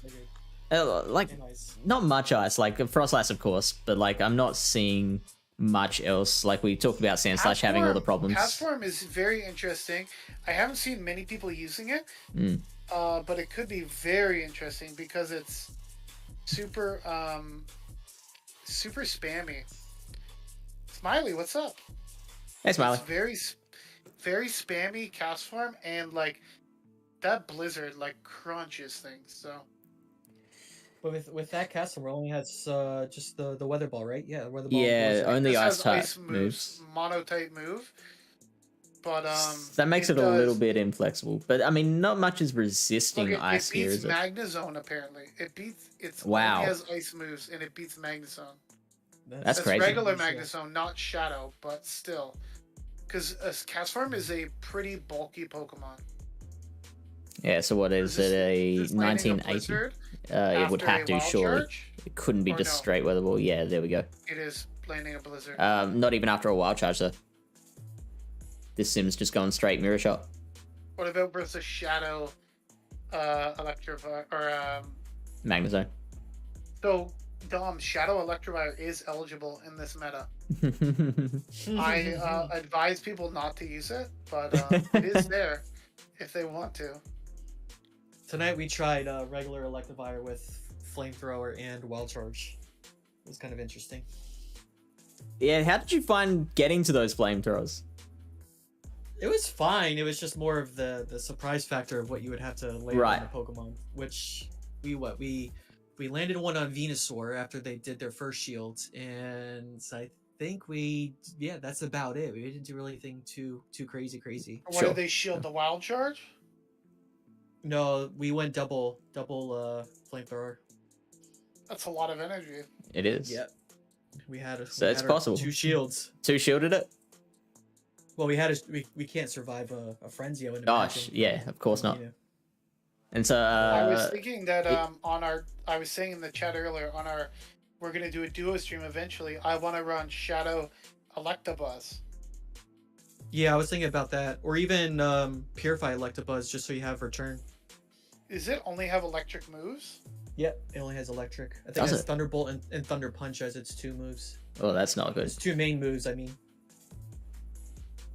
That's fine. There's like G-Fist doesn't exist, right? Right. And Thundershock fast move, right? Yeah. Yeah, cool. So yeah, against the Shadow, it's not actually getting to the to the blizzard, so that No, wild shot is Shadow's taken out. better. Again, Shadow for again. the win. Another reason for Shadow. Shadow and Magnezone for Dom's benefit. Number 1 in the meta. Has to worry about the counter Shadow users. Fortress, I think just regular Fortress is better. It's ranked much higher. Agree. And that, like, you're mainly using Fortress for the bulk. The bulk and the ability to beat Wormadam. And what we simmed the other day, what we showed was that Fortress basically beats Wormadam in all shield scenarios. And that was straight Earthquake, wasn't it? That was straight Earthquake. Yeah. You could even beat it in the 2 shields. So it's a very dominating matchup. And I'm assuming that the Shadow doesn't perform as well. You're going to need the bait there, right? So, like, it wins it, but I doubt it wins in the 2 shields going straight Earthquake like the regular does. I mean, okay, so it's winning all shields except That's the gonna be with O2 baits, with baits, yeah. Bam, baiting off. I like the updated PV pokes. Yeah. So that's the difference. So you're losing the Worm 2 shields, but that's It's a still a risky pretty bait. dominating matchup. It is a risky bait, though. Like, you know, if they call a mirror shot, feels pretty bad, right? Yeah, so I would absolutely just go straight Earthquake there. If I was inclined to run Shadow Fortress, I would go straight Earthquake, because, like, even if they do double shield, great. Like, I lose that matchup, but I get you. But yeah, again, the bulk. I think you do want the regular one. yeah. Would you take Fortress and Wormadam into a team of 6? Yeah, I would consider that, but you just need to make sure you cover your ass, as they say. Sure. You would probably want a Vigoroth. You would probably want a Graveler, Lantern, yeah, Lantern's another one. Graveler, Lantern, something like that. I think Lantern might be a little safer because it would still do okay against Toxicroak. Yeah. Whereas, because Fortress does really bad against Toxicroak, right? It Unless does, yeah. So does Graveler. Yeah. So the Lantern would be a little more consistent against the Toxicroak. Since Mud Bomb is such a poor move and it's non-stab, so... So, Dom, Litlio's like would you call it a core breaker? It's kind of a meta call it breaker. A unicorn. A unicorn? A unicorn? Oh, God. It's the only fire Pokemon, basically, in this meta. And there's a lot the of... only really meta bug one. Types, and there's a lot... There's only 2. There's Litleo and there's Pyroar. And there's I'm thinking like Roserade with your Weather Ball. Right, it's not a fire Pokemon, but it does have fire and like move as well as Zebstrika. But yes, You just made Lily Bear very happy. There's a lot of ice types. There's a lot of bug types. There's a lot of bug steel types, which are very high up in this meta. So that fire damage is like very threatening. I would say, like when I go up against a team with Litleo, I'm planning for the Litleo, right? Even if they don't bring it, I'm scared about it, because like I have Wormadam, I have a Shadow Magnezone. Last thing you want to do is run like Shadow Magnezone lead, Wormadam in the back. You can do that if they don't have a Litleo, because you're using Wormadam as the counter answer, right? And so that's why we're kind of wondering, like, is there a place for double steel bug on your team? I think there is, but you just need to make sure you have your, as you say, your asses covered. Mm-hmm. I think like just for something with this meta so far, just hearing it for 10 minutes and just analyzing a little bit, I don't know if like an ABB line would be really, really best. I think it would be really riskful. Even ABA would be even more riskful. I think it's something a little bit more balanced. Like if you have a Vigoroth paired with Wormadam and then something to have that third potential, then I would say it would be a nice coverage. Yeah. Well, the great thing about Fortress and Wormadam is they have the same typing, but they accomplish very different things. Yeah. So like Wormadam has the confusion, so it's kind of like an anti-fighter, anti-dark type, even with the confusion damage, because it has the bug buzz. Whereas Fortress is much more consistent against like a like a vigor, or not a vigor, sorry, like a, what's that Pokemon called now? Obstagoon, and also Wormadam itself. So also the next Pokemon in line, Hisuian Electrode, Fortress does really well against because it has the bug bite. So Yeah. they are the same typing, but I wouldn't necessarily say it would be ABB. They just share the same weakness. It would be the main difference. And I think there is a place for ABB fighting in this meta. I've gone through a lot of matchups where, you know, it like Toxicroak so Heracross. Oh my god, Wildcat, like I played him the other night, and the second game he ran double fighters and just freaking wrecked my life. Lurantis, is that eligible? I don't think it is. What typing is Lurantis again? It's just straight grass. Yeah. Grass. So Grass is not eligible. Poison is eligible. So if you have a poison grass type, like such as Venusaur or Roserade are the two prominent grass types in the meta, as well as Hisuian Electrode. Hisuian Electrode is another, which I think is probably the best grass type because electric. Yeah. Because Dom's ground is banned in this meta, so Right. which is why electric is such a strong typing. The only thing that is resisting it is electric itself or grass type, right? Mm-hmm. Right. Which is why Hisuian Electrode is so strong, because it double resists all the other electric moves. So it does really well against other electric types. But it has a lot of risks, like being weak to bugs, so Fortress can just chew through it. Galvantula, which is really popular. Galvantula currently the 6th most commonly used Pokemon. And Drapion 15th would do really well against it as well. Although I think most of the Drapions are running Crunch Aqua Tail, so you don't have to worry about a Sludge Bomb. But you have the Poison Sting, which is going to be adding up. And then you have the crunches, so it's definitely still a positive matchup for Drapion. Like it'd be two crunches.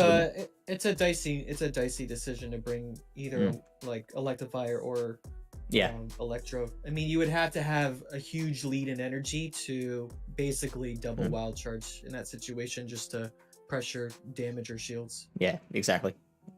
There's a lot of glass in this meta, so. Like bringing, you don't necessarily have to worry about how glassy Electivire or Electrode are just because everything is so glassy. Yeah, but we're getting into some interesting picks down here, though, for sure. Alolan Ninetales. I really like Hisuian Electrode. I think it does well against other electrics.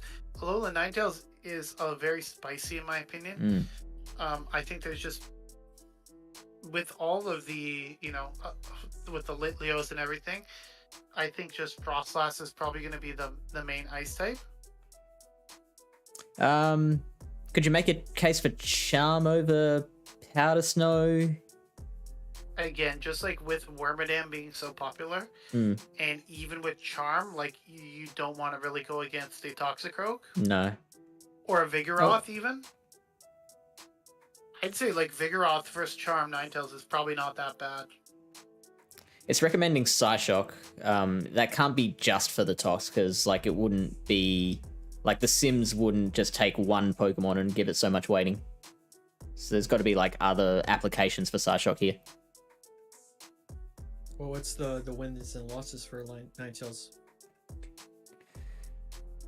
So yeah, we've got Tox, of course. We are beating Frostlass. Interestingly, so Psyshock for that. Yep. Beedrill. Your poison types. Type. Yeah.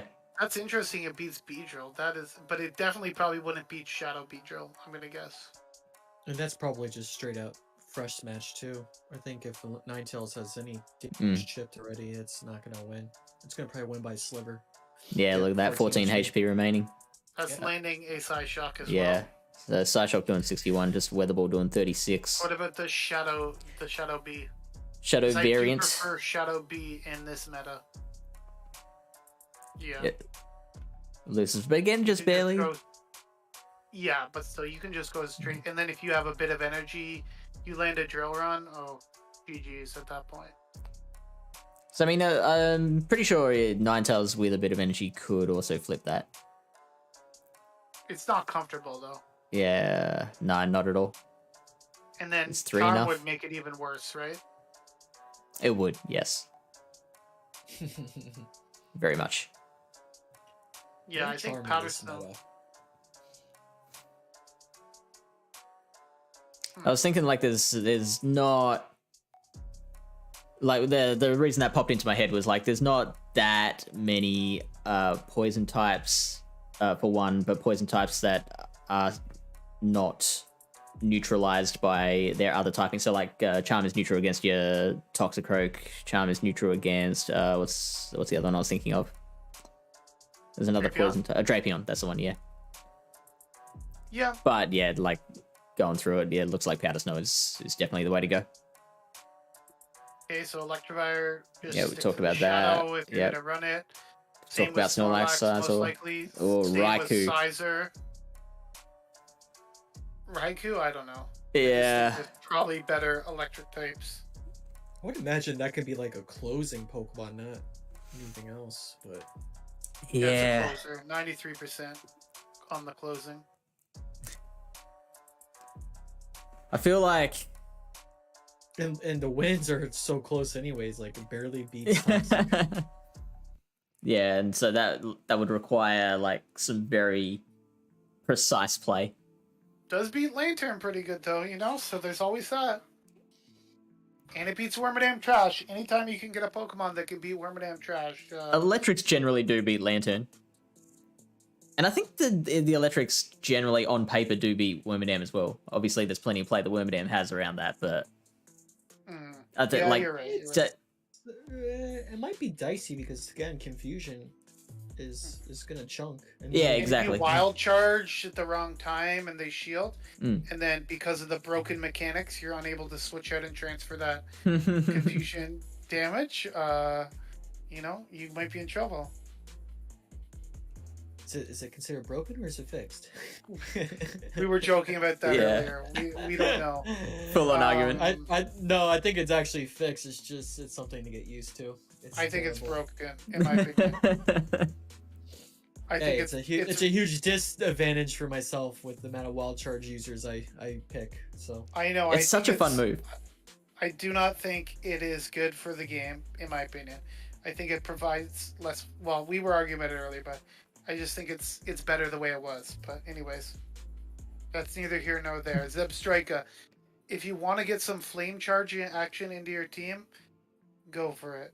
How often are you getting a flame charge off? Because that's kind of the biggest Apparently problem with not same. versus a Vigoroth or a Beedrill or a Lickitung or a Graveler or a Lantern. Apparently you beat Toxicroak and Wormadam, which again is always good, but as we've seen, there's a lot of more meta Pokemon that win these matchups. So And yeah, that John, I'll is check real out awesome. the video later. By the way, I guess he's saying Wallower posted a video on it. Yeah. yeah, I'll have to check. Yeah, Lurantis is up. I did watch your video on Vigoroth as well. Your short. Oh yeah. Are you just putting those on Twitter now, or are they still going on YouTube? I've been slacking on YouTube because with 'Cause- YouTube, honestly, I mean, long story short, you really want to have regular videos in conjunction to shorts. Shorts are not going to drive your Yeah, sure, viewership sure. or your consistency. So And with the might be videos, having just fun. like, did you not have time for the YouTube vids? yeah, it's kind of like a fork in the middle of the road because obviously it's an interlude season, so people are not Yeah. taking I'll be teams right back. as seriously. So it's basically, that's why I went in the short direction just to create some entertainment for this Yeah. season. So it's kind of hard just to double up on time to make regular videos on top of shorts. Yeah, that's fair enough. But like those shorts that you have been making, like they've been amazing. Yeah, they've been fun. I mean, they're just as time consuming, if not more, than actual regular, your shoutcasting team. Sure. But we'll see when the next season comes around, what's going to happen. But just for like really consumable as well, because they are just they're the length of a TikTok video. Like I often can't bring myself to sit down and spend 20 minutes looking at a team feature or something like that. So like the 3-minute videos that you do are like a lot more consumable. Yeah, which is a direction that, I mean, I told some people in the future. I mean, I don't know how. I think for anyone that's new in the content creation world or through Pokemon Go, I think the OGs of the OGs have that right to make those videos because people are going to just respect them for who they are. And I usually just keep it, real with myself, as much as I'm a good battler and, I hit leaderboard numerous times and last season was 3400s. People are still not going to look at my video and be like, oh, he's good as FP or, the other top battlers in the world. So, you got to kind of find that other edge or angle to distinguish yourself or to make yourself just a little bit more unique. And I think I'm going to find something hopefully for the next season that's not going to be those 20-30 minute videos, but something else that people, like you said, can gravitate, digest, and then just move on with their day. And then once you have that audience and that recognition, then you, if you wanted to, you could go back to making like a 20 to 30 minute video about a team, and people would have that that reaction of like, oh yeah, this is the next FB Sticks or something. Something like that. Ooh, me? Yeah. I'm the FXV6? What? Yeah. You're the next I was gonna say Fat Albert, but that was Yo, fuck you. I mean, yeah. I was like, oh no, don't say that. That is incredibly rude. I pulled an FP6 so last night against Camo, which was the old don't throw when your opponent needs to catch. So you just don't throw your move. And if he had stayed in, he would have won. Yep. But I just didn't throw. So that's he is a good guy. He's pretty busy these days, I think, with his schooling and everything he's doing. But Lyle is not for a long shot. Oh, okay. Thank you so much, Smiley. Appreciate the confidence still. Smiley is the new Gloom in the community, so I've been joking around. He's mad because earlier he said that what is Dom talking about? He doesn't do Silph. Yeah, I saw that. Gloom is not in the meta, so I'm sorry. Gloom is eligible. Let's see how far down it is. Where is it at? I'm gonna say 70. Ooh, yeah, close. This meta is not very deep, so this is 114 is pretty low. So, okay, can you give me an argument as to when you'd use Zeb Striker over another Wild Charger? I don't know. I honestly can't tell you.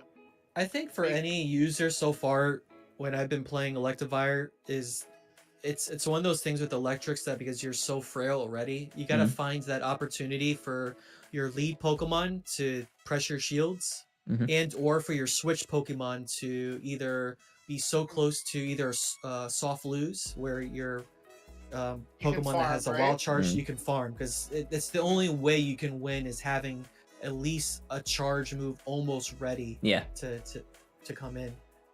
Which is why I like Volt Switch a lot, because it more than Spark in certain circumstances, because it does allow you to get that farm, right? Right. So like Zeb Striker, in my opinion, it does have the flame charge, which makes it unique, but I think it's just like a worse Raichu. Like, I don't know. I'm sorry. I can see that because Raichu has at least a punch or other moves. Yeah, that's you want Brick Break in this meta. There's a lot of Vigoroth. There's a lot of Lickitung, there's a lot of Graveler, there's a lot of Obstagoon, so that Brick Break does come in handy. Which is rare to say. Like, it's not often that you say you absolutely want Brick Break on this thing. Like, believe me, Obstagoons be shielding Brick Breaks. Yeah, okay? yeah, they be shielding those. We haven't even covered Raichu yet, have we? Like, it's further down. Yeah, we did. It's rank 12. Was it? I have a terrible memory. Yeah, 11. Rank 11. 11, mate. Come on. That's what I'm saying. It's a worse.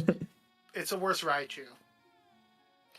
It does have interesting coverage if you really want. So the flame charge is something, but then but flame charge is like higher energy than wild charge, right? Yeah, so, and we already because like I've used the old flame charge, wild charge Mew as well before. It's just a little more clunky than like the Surf wild charge Mew, which is why people prefer Surf wild charge, because Surf is such low energy. And now with the steel bugs, like Magnezone's already beating them pretty comfortably. Like generally the electrics do. Like the thing about Zebstrika is like you do have the flame charge, but you also don't want to take a bug buzz. Whereas Magnezone, you're just like, I don't give a shit, just bug buzz me. Like I'll just build up to like a couple wild charges and just go to town, right? So now you were running Shadow Grimer or regular Grimer? A regular. Now we're getting to real good shit here. Regular Grimer, although again, Shadow Grimer is probably better, but I don't have a Shadow Grimer. I mean, they're not too different on the overalls. I don't have 500,000 Stardust, so... So, sell us on Grimer. Kanto Grimer is better in this meta because of the Mud Bomb. The Mud Bomb, It's great coverage.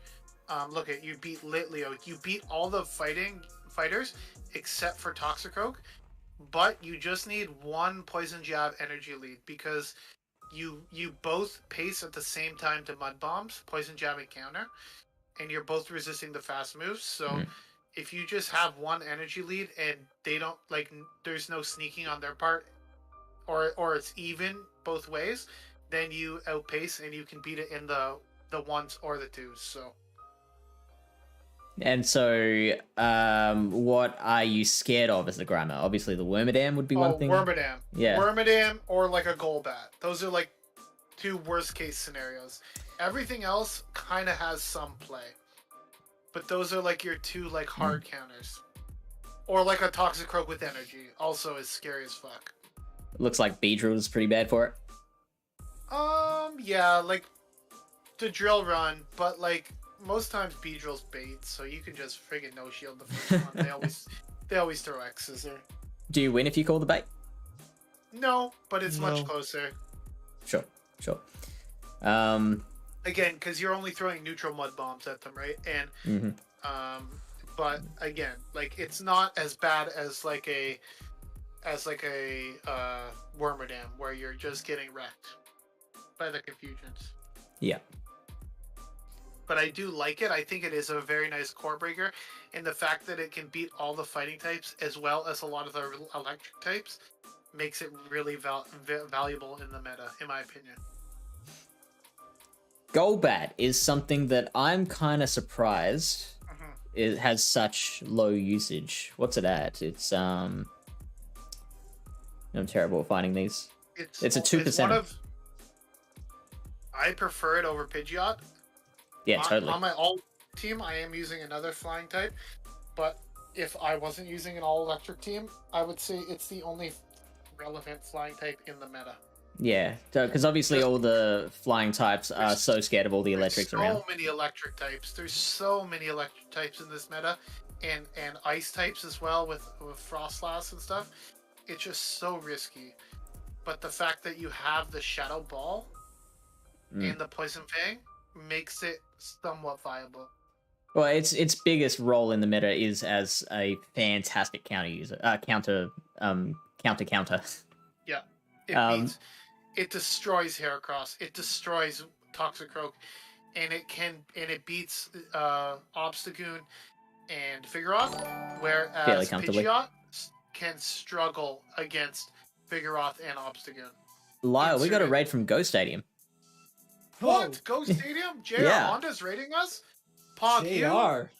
That's amazing. Hope you're having a fun time in Indianapolis, and you're enjoying some, Is JR at Indy right now? Colts, and he is in Indianapolis. Yeah, right. He was on Twitch. He was on Twitter. He's posting all sorts of stuff. He's getting up to all sorts of shenanigans with Pranav and all those guys. So that's awesome. I'm very jealous right now. And thanks for the follow, Garbo Rocker, GX. And I appreciate Ryan shouting out Go Stadium like we don't know who they are. Not Rob Bay's here too. Not Rob. Hey. What's up, Rob? Just got off the phone with my dad in India. Wow. Well, that's good. How's India this time of year?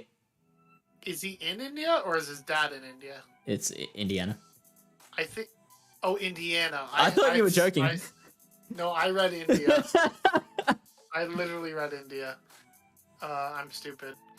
But India this time of year, I think it's really friggin' hot there right now. Just as a side note. You dummy. Yeah, that's me. I am a dummy. So we have been going through all the picks, just pick by pick down the leaderboard, down the rankings for Firefly Cup. We've gotten to the point now where we're just skimming through a lot of these Pokemon. We did like real deep dives on the stuff at the top, and now we're just talking about, oh yeah, how good is this? Would you use it? How's it going, Ghost Stadium? I will say though, there is very interesting Pokemon down here still, but just not as many. Like we were saying, Golbat, it being the only flying type that I would really recommend you bringing. Shadow Drapion is incredibly strong because it does lose to the counter users, it can put an immense amount of pressure back on them. Like Doms was saying, Drapion would even if they come in with the counter user, you can leave that counter user in like a farmable range at the end of that interaction, right? Right. Yep. And then you can farm down with like your Shadow, Electivire, Wild Charge, some mofos in the back, and then come in with your Lantern and just soak up all the damage and water gun down or something, you know? It's kind of like Golbat in that. So no, it's kind of like what was the one I was thinking of? It's only really scared of Tox. So what was the other Pokemon that? Drapion? Yeah, Drapion is only really scared of Tox. Also loses to Vigoroth and Heracross. But it's got a lot more play. Like Tox walls it. Well, no, we have Aquatail. Oh yeah, that's true. Okay, so like how much is an Aquatail doing? Believe me, Toxicroak does not want to take after two Aquatails, they start getting scared. And you get to those things so fast, right? For sure. So yeah, so an Aquatail is doing 40% pretty much. Yeah, 40%. So if you can somehow get like maybe 2-3 poison jabs, look out. Obviously, you don't want to take a Mud Bomb. That's gonna be obviously that's gonna be doing a shit ton of damage. But yeah. So 60%. Counter's doing 7% each. Doing a lot of damage. Yeah, they're resisting the poison stings, which is already a weak move. So it's not ideal, but it's definitely like Dom's is saying. Like you get a bit of energy, you can get off 2-3 Aquatails, get up, farm it down with a Raichu, let's say. Start wild charging. Wild charging everything. I think Volt Switch is a little better. It's so good. Yeah, totally. It's usually one of those things that a lot of people probably don't talk about too much, is the fact of Great League being how your Pokemon doesn't have that much bulk in itself. That we always pay attention so much to PV Poke simulations, and we don't really take into consideration of other strats and combat situations to farm down or to debuff a Pokemon to then either Volt Switch down or something to that nature, where you can have that advantage towards the mid and end game. So it's one of those things that people just have to pay attention to, and knowing that like there's so much electric types in this meta and the confusions, I mean, things can go like really sour really quick. Yeah, I feel like you're speaking to me on a very close personal level. Against Wormadam, but you kind of need to get the crunch debuff. Right. If you get the crunch debuff, that matchup is like not bad at all. Even in a zero shield? No, not in the zeros. But if you get the crunch debuff, then you win the ones. If you don't get the crunch debuff, then you lose the ones. You lose the ones. So it's kind of like dependent on that. Because is this Shadow? Shadow. They can take 2 crunches. Wormadam, and obviously the poison stings are doing basically nothing. So you're not gonna poison sting down the bug steel type. And so not for nothing, it'll be kind of interesting to see the small XL Wormadam versus the XL Wormadam. Obviously the XL is the way to go, but not everyone has the freedom I don't have an XL. You should see how bad my IVs are. Oh my god, man. Don't they usually list both? I thought they'd have like a non-XL. It makes a little bit of a difference. We remember we simmed it before, but it's not like a big difference. We can bring it up again. Yeah, just so let's go put this one on Matrix. quick. Okay, never mind. Too late. What was it? Nothing. Nothing. Are we gonna do a Crime Cup breakdown? Just question. Oh, wondering? sweet merciful crap. We could. The Discord members would love it. Still trying to figure that meta out. So. You should break. Rob is saying you should break down the shadows and non-shadows. Yeah, absolutely. So we can do that for Drapion to start to look at the Wormagems. We might have already gone over some of that as well. Yeah, we're coming in on like hour 4. It's hour 4 of part 2. Yeah, well, it's hour 2 of part 2. Hour 3 of part 2. Feels like hour 4. So okay, this is like if we go default IVs, that's level 42.5. Shadow Wormadam. Let's go. Let's do it. So can you confirm with me, is every Pokemon in the main series game eligible to be a Shadow? I would assume so. Or is there certain Pokemon that can't be Shadows? Like, I'm just wondering. Like, I don't know the answer for sure, but like, I would wager What's your yes. buddy's name? He would know that, right? Who? I forget his name right now. Zach? Zach, yeah, Zach. I don't know if you'll know or not, actually. He's like kind of a main series guy, isn't he, or no? He said he plays pretty much majority of the games besides the Sun and Moon series. And so Shadows were introduced Gen 6? No 7? idea.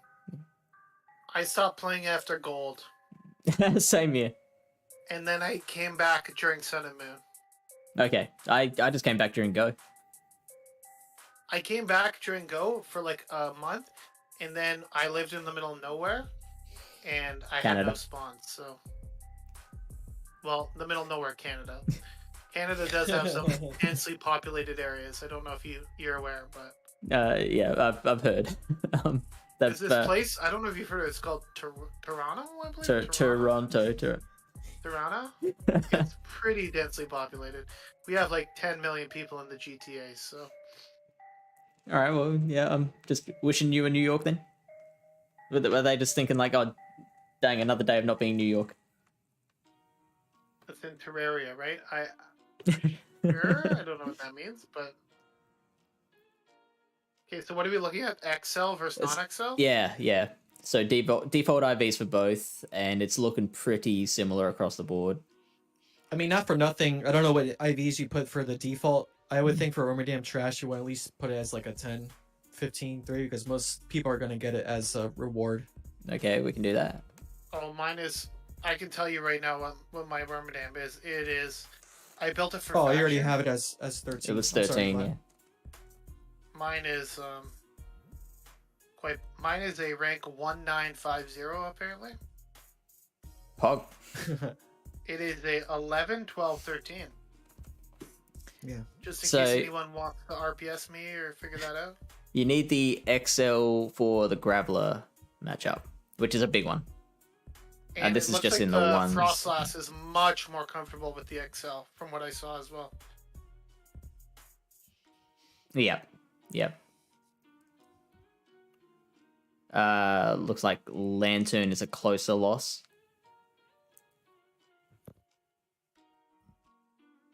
And that's it, I guess. Yeah. A-Slash is a bit more comfortable, but there's not too many A-Slashes going around. Snorlax wins. Is that something? You're probably going to be battling Shadow Laxes, so I don't know.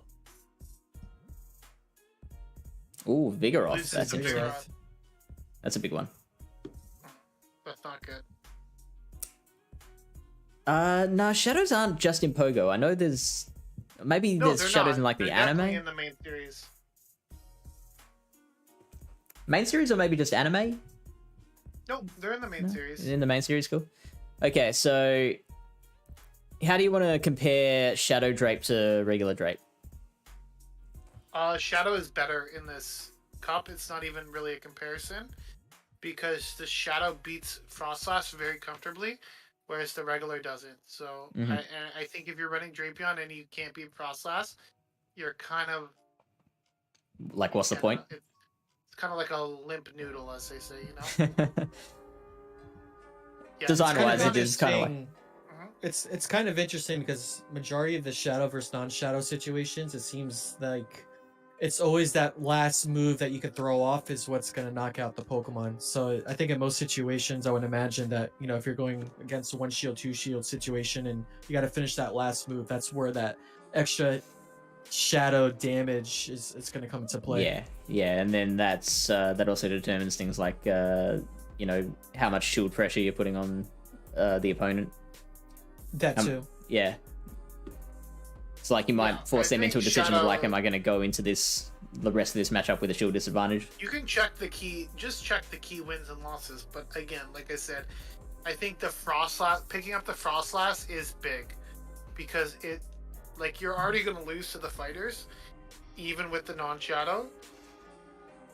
See there, you're losing the Snorlax. How is this a key win? Shadow Magnemite? Yo, let's go. Let's go. Hog! Shadow Magnemite, level 50. Venusaur and Roserade? No, the key, it loses to Galv. What about the Shadow? Does the Shadow beat Galv? Oh, doesn't say. Doesn't say. Let's check it real quick. The what match? Galv. Shadow Drapion and Galvantula. I would imagine it would outpace it. It would. It loses. It's down low. You're way past it. Oh, did I? I don't know, I might just... Oh, there we go. I was looking for the yellow. Okay, it's quite bad. Yeah, so anyways, it's definitely gives you some different matchups, but in terms of what you want Drapion to do, you want it to beat the ghost types. You want it to be able to put shield pressure. And those Shadow Aquatails really hit back at the fighters. And like, if I'm running a dark type, then I want it to be able to beat Wormadam a lot more comfortably. Yeah, the crunches, like, yeah. So, you know, definitely something to consider. I think it's ranked pretty low, in my opinion. I think it is definitely better than rank 43. Okay.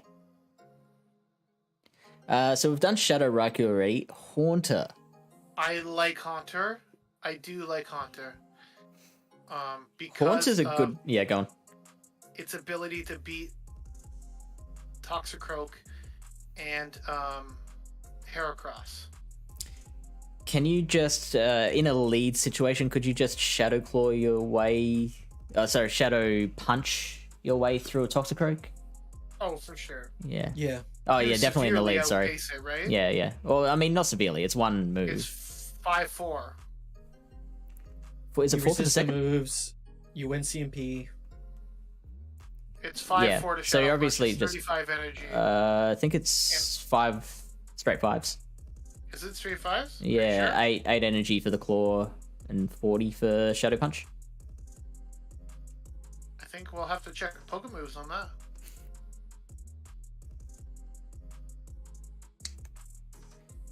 So Shadow Claw is 8 energy, and Shadow Punch, whoops, charge moves, is 35. Screw you. Is Lyle red again, or is Lyle red again? Which is it? He's off this show. Get out of here. Okay.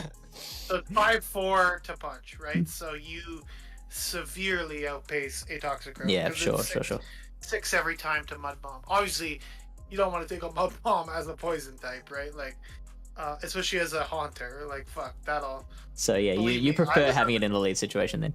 I was up against Astro the other day, and he had a Gengar, and he Shadow Punched my Vigoroth, and then I Body Slammed him, and I couldn't tell that the Body Slam was double resisted. Because Shadow Punch definitely looked double resisted, but the Body Slam looked only at least single resisted, in my opinion.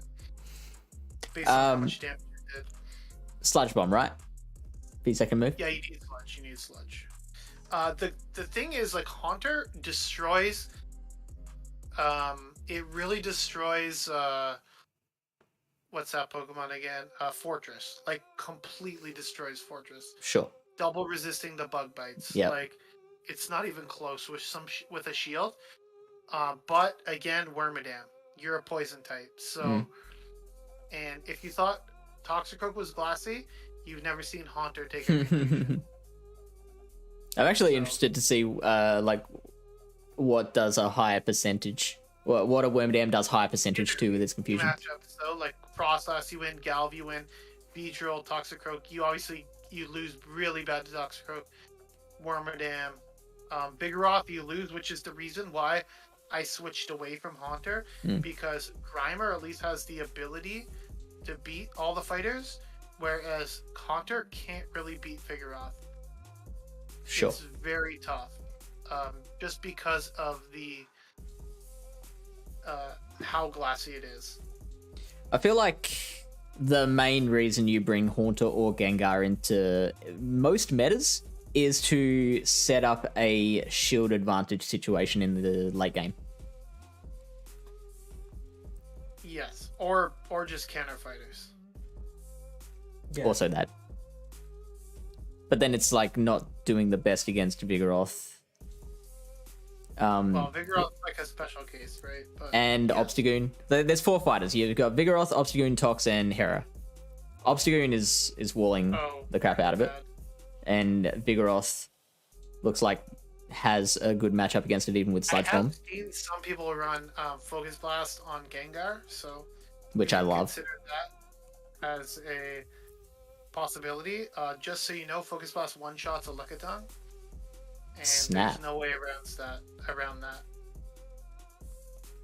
No matter what IVs or what combinations you put, rank 1 best buddy, it does over 100%. So that's amazing. That's so good. And just fun. It makes Pokemon fun again. Who's got you? Yes, that's great. That's what I told Ryan. He hasn't been watching the Ultra League streams. I shielded the Focus Blast when I played him. Yeah, I remember that. That was good. So Zangoose. Shadow Claw and Night Slash is a potent combo in a lot of metas. But because of all the counter uses.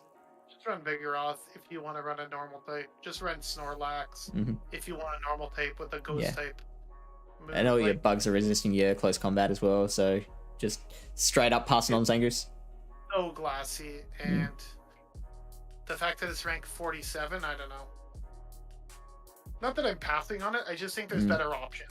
Like when we get down to this level, we're looking for unique Pokemon, right? Like a Grimer, something that has like some unique coverage or something that can hit the meta in a different way than the rest can, even though it's lower ranked. But with Zangoose, like you can just get that type of coverage from better Pokemon. So generally, so there's like a line you could draw with the overall scores where like if you're below that line, then you're starting to get really so you get below Haunter or Grimer level, like it's starting to get a little dire, other than the random like Pokemon depending on your team comp. Yeah. I do think Oranguru has some play. Yeah. And it's like ranked 70th. And I do think that Pidgeot can have some play depending on your team. As well as, which is also like 80th or something. And then on my all-electric team, I am running a Molga, but it's just because I want some sort of flying type to help with grass types. So there is some play, but I think in general, we're starting to really thin out at this level. Do you see yourself using Emolga in situations where your opponent doesn't have a grass type? Yeah, I used it a bunch actually because I was using it to counter like Toxicroak and stuff too. Yeah, of course. Like but resisting the mud bombs. It just gets walled by electric types, so you have to be really careful with the aerial ace discharge. Like if you go up against a Lantern or anything like that. Oh, I guess Lantern's not the worst, but something like that, like a Raichu or anything, like it's not going to end well for you. What about Lapras? I think Lapras is kind of interesting. Water Gun, they're suggesting. What do you think of Water Gun? A lot of electric types. A lot of, I think the reason why Lantern is so high is because of that subtyping of electric, whereas Lapras is just, it's very weak. Like, I guess it's, if you want a Litleo counter, like, again, if you want to counter to Litleo or Frostlass or Ninetales, you could just run Lantern. The only benefits you're getting out of this is, I guess, you beat Beedrill too, which I don't know. I feel like Lapras might be one that is good with an energy lead. I might check that out because those Surfs, like in such a glassy meta, they can like they're getting off pretty quickly as well. Like I feel like that might do well for it. Yeah, it's tough. I don't know. Like I saw Lapras, so I was like, it's dicey as well. Yeah. Like I'm literally planning on running a team with 6 electric Pokemon. Just so you're aware, right? Yeah, and I think majority of your simulations are going to be just with Surf. Like, when are you ever going to use Skull Bash? Yeah, no, I agree with that. I'm just thinking like that's about it. I'm just thinking like I wanna see how possible it is to flip a match against an electric Pokemon, like how much energy you need or how much like whether you can do it with a shield advantage or something like that. The positive about Lapras is, if we want to look at a positive, is it does have the bulk to tank like, you know, like let's say against I don't know, like you wouldn't want to yeah, some sort of, like, you know, you could tank like a Thunder Punch or something like that, like easily. You don't want to take a wild charge, but it's like a reverse rule where you would want to have energy advantage to let the opponent throw the wild charge, and then your Surfs are going to just do that much more damage. Like we talked about so many teams with like 2, maybe 3 counter users. We've talked about so many teams with 2, maybe 3 electric types. It's just like, I feel like if I had it on my team, I would just never use it. Yeah, sure. You just sit there and like maybe it would be a deterrent to Litleo, but then again, you could just run Lantern as a deterrent to Litleo if you really wanted to, right? All right, so then even I think has more play than Lapras. Yeah, sorry, what was that Pokemon? Quillfish. Yeah, okay. How far down's Quillfish? I'm not sure. It's 113 with a 75 overall score. Right, but it's very spammy. I feel like Lapras has got more play against those electrics than Quillfish, I think. Yeah, possibly. But they wouldn't want to take a sludge wave from a Quillfish, that's all I'm saying. No, absolutely. Because that thing, like, I learned in that, what was that cup? The Johto Cup? That thing hits hard, Jesus. So I'm gonna then just start scrolling until you find something more interesting. If we can't, then I think that we've hit the end. So, I mean, Roserade is right. Yeah. I think what would be a sleeper is Shadow Magneton with Zap Cannon. As crazy as that would be.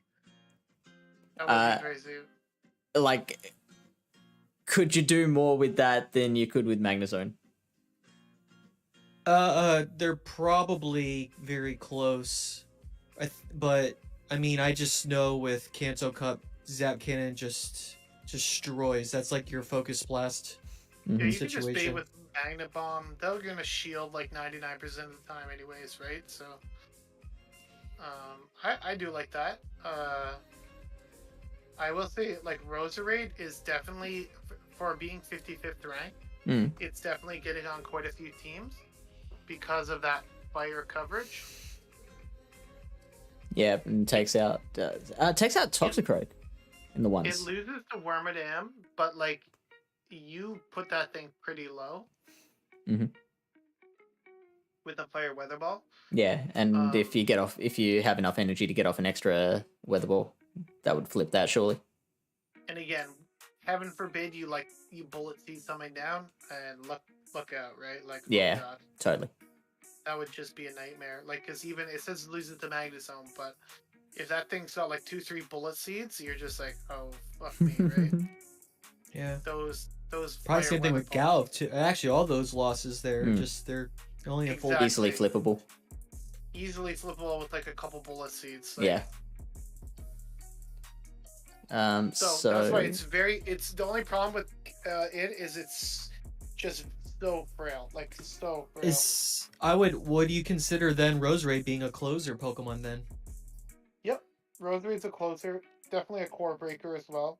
Yeah, so with the 0 shields apiece. I don't know why I'm almost thinking having like a Litleo Roserade in the back and something to help it in the front. Litleo Roserade together? In the back. Yeah. Yeah. You do get 6 Pokemon though, right, Dom? Dom's isn't GPL, right. So. Right. Yeah. No. Well, you can only bring three to a battle. A lot of times, I don't know. You build out a balanced team, but it usually just depends on what your opponent has, right? What you're gonna bring, so. But I do think Roserade is very interesting. Yeah. And I definitely accounted for it in the all-electric team I built because it was one of the core breakers for my all-electric team. Alright, let's give it 3 bullet seeds. Oh god, you just bullet seeded down a Drapion. You took a couple poison stings, but they didn't get to a move. And now we can beat 86% of the meta. And now you beat everything. We're only losing to Pidgeot, Oranguru, Litleo, Golbat, which you're never going to beat. So you're Noctowl, I've never seen one in the meta. Yeah. Pidgeot, very rare. Oranguru is interesting. Yeah, that's one we need to look at. And it's ranked like 70th. It's like a poor man's Wormadam. Well, I wouldn't even say probably poor man's Wormadam. But so the reason to bring in Oranguru would be to avoid the things that people are trying to bring to counter Wormadam. Oranguru does much better against Heracross than Wormadam, for the record. Mm-hmm. Because of the extra attack.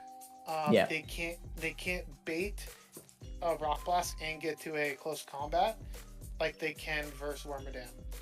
So that is a positive of it.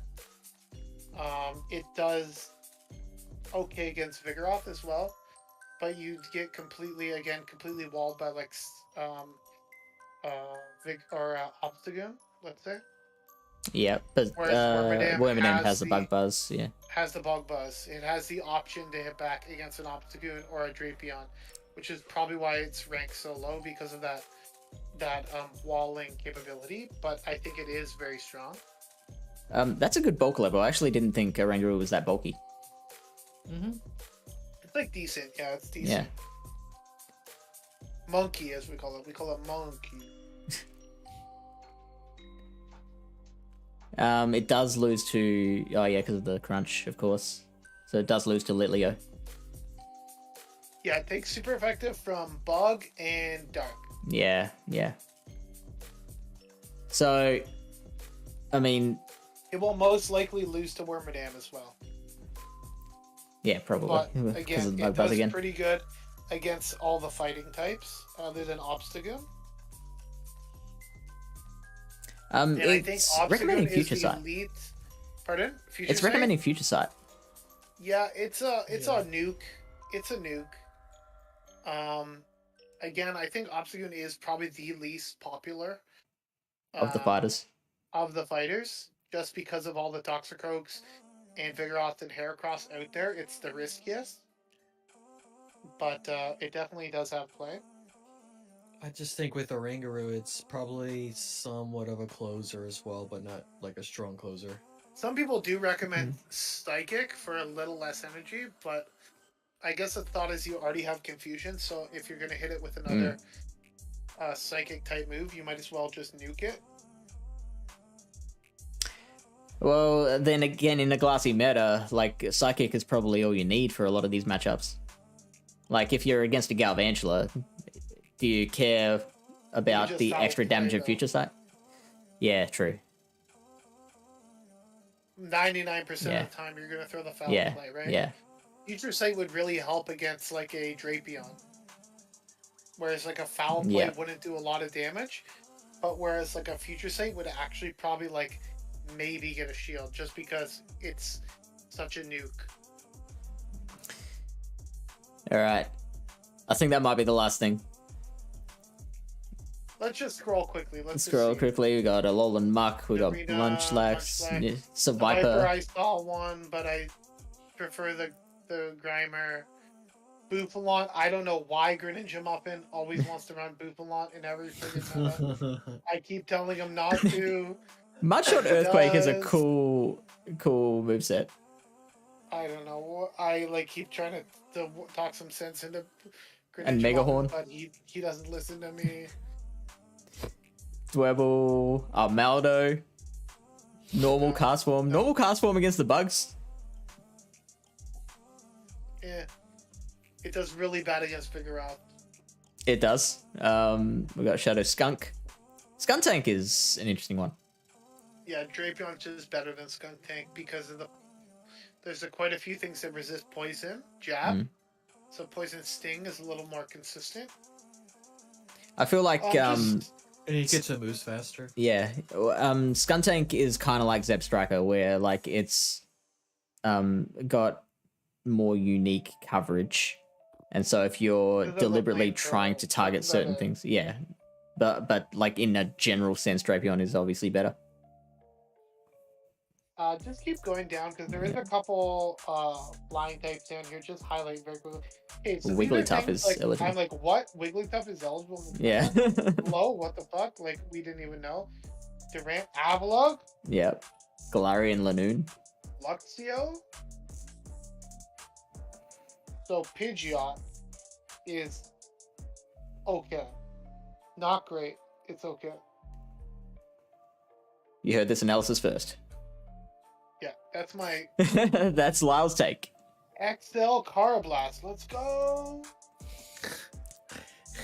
Fury Cutter Drew Run.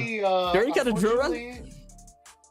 Unfortunately, I already level 40'd my Hundo Escap for Master League, so. Ooh, alright. I wonder if it performs better than Heracross. That is the question. Yeah, I think Pidgeot's gonna be too risky. Pidgeot's very risky. Noctowl's they're recommending Psychic, I guess. Get W. What is this? 2020 over here with the Psychic Noctowl.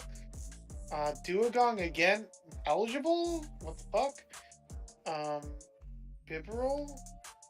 Gloom, there you go, Dom. Always love a Bibarel. Alolan Raticate. Some Razor Leafers. Dunsparce. Kangaskhan, let's go. The Australians.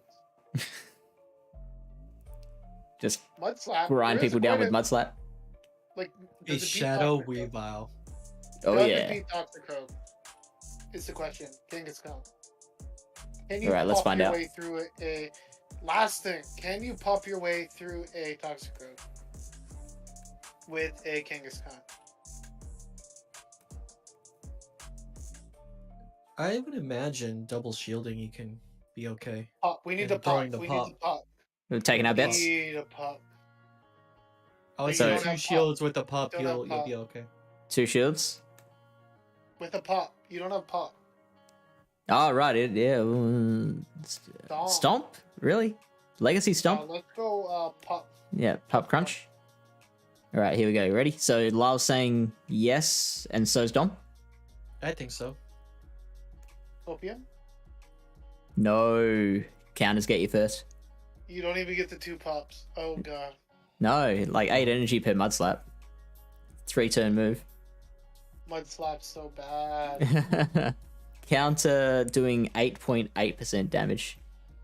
I did use Pidgeot Lily Bear. I will just give you the heads up. Don't use Pidgeot. It's not great. Its lack of coverage really hurts here because of all like so many electrics and bunch of steals running around. Alright, so give Kangaskhan a little bit of energy. Well, if you give How it much are we talking? one mud slap, it's probably gonna win. Or give it like a pup advantage, like it's ready. Oh, hang on. Oh, no, why is it throwing the pup so late? Hang on, let's see what happens if we... why are you throwing the pup late? Just get rid of the crunch. Just go straight pup. It's probably like trying to build up to the crunch and then Yeah. throw the pup. I don't know. Why are we For some baiting a reason. crunch against a Yeah, poison? it's Hox. There we Let's go. go! Oh! Yeah. With Is 4 that the HP left. optimal IVs as well? That's default. So round rank 500 for both. There we go. That's what we love to see. Australia OP. That's what we try and tell people. Oh god. Never mind. We come from the land down under. Wait, what? Now Hey, hey. the rank 1 is losing? Probably because it needs. Maybe there's a breakpoint. Breakpoint has to be. The rank 1 Toxicroak also beats Lickitung in the ones. But the other ones lose to Lickitung in the ones. There you go. All right. Well, Let's call thank it you there. So much. Thank you. Fish is so tired. It's getting so late for him. It's the opposite of that. It's Yeah. it's He's late for you. hungry. Hungry? Yeah, I haven't had breakfast. It's 1 in the afternoon here. And you didn't have breakfast yet? No. Had to go out and get these new headphones. And then I What had... happened with the headphone situation, by the way? So, I had them plugged Did the into my King's computer Kong, and forget... Did a King's Kong bite your wires? Bite my earphone off.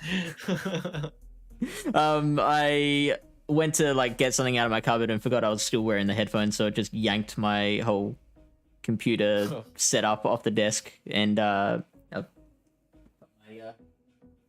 old headphones here, like the jack is bent now. Just one. Can we just close? Oh yeah, that is not safe for work. That bent jack. But let me just throw out one thing real quick. Just for all the people in the chat, if there's anyone still here, the Toronto Maple Leafs beat the Tampa Bay Lightning 5-2 tonight, and yeah, just Congratulations. throw that out there. And we are up 2-1 in the series, and Toronto is better than Florida. That's confirmed. So. Oof. You gonna Anything take to that, Dom? add there, Doms? Anything to add? No, he's No. a Sunrise guy. He's not a Tampa guy. He's a Sunrise guy. So I don't think the Panthers made the playoffs. It's okay. I don't care. What stage of the playoffs is this? Aren't you you're closer to Sunrise, right? Yeah. Than Tampa? Yeah. So there you go. This is NHL playoffs, Finn. Yeah. So yeah, what stage of the playoffs? First round. As people would say when I was in China, congratulations. And that's it. And leave it at that. Congratulations. Yeah, congratulations. This is the first round. This is game 3. Okay. Leafs are up 2-1. This is hockey, Hisuian Ryan. Jesus. Friggin' New Mexico, eh? And are you in with a chance? Like, how do you rate your chances for the Stanley? That I'm not sure of, but I just hope we can win the series. Did you say hockey? They're two very different sounding words, right? I said Hockafel. Yeah, you have the Albuquerque Isotopes. Yes, you do. That's a minor league team. Congratulations. That's baseball. So, a couple of plugs. Tomorrow night, we've got The Ring, which Dom here will be joining us for. We will be putting all of this knowledge into action. Hisuian Ryan here, the current champ of The Ring, looking to defend his title. It's a King of the Hill style format, so he just keeps on playing until he loses, basically. We've got a string of challenges, most of which have... No, all of them have submitted me their teams. The only person who hasn't submitted their team to me yet is Ryan. And it's a series of best of 5 matches. Winner stays on, loser goes back in the queue. Yeah, I'm sure you are, Ryan. Then next weekend on Sunday, we have the European champion of Pokemon Go, Iris, coming on to talk about team building for regionals. That's gonna be fun. Yeah, I'm really looking forward to I'll that. be glued to the screen for that one. He's assured me that his English is fine. He was streaming recently. I haven't catch any of the VODs, but yeah, where is he he's just started again? recently. What's his country? Germany? Czechia. Czechia? That's a Yeah. country?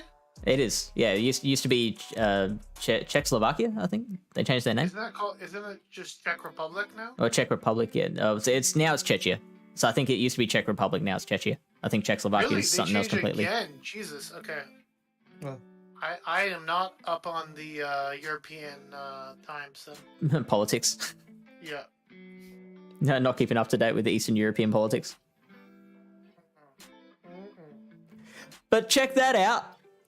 That'll be, I need to work out the time again. That's another one of those things that's like the time has changed repeatedly. Pre-rating, by the way. Oh, that's a good question. Who's on? We have not many people. Panic. He's been live for an hour 51. He's looked like Oh, he'll be gone for a while. half a set left. Arrow. I think Arrow's been on for a while, but Hour Arrow's 16. kinda cool. So he's probably got a few sets left. So it looks like it'll 8 or 9 a.m. Eastern US time. Looks like Stone Blazing just got on 30 minutes Oh, okay. ago. Yeah. yep, We can go Stone Blazing's Blazing. new. Stone Blazing? Settling on that? Sure, why not?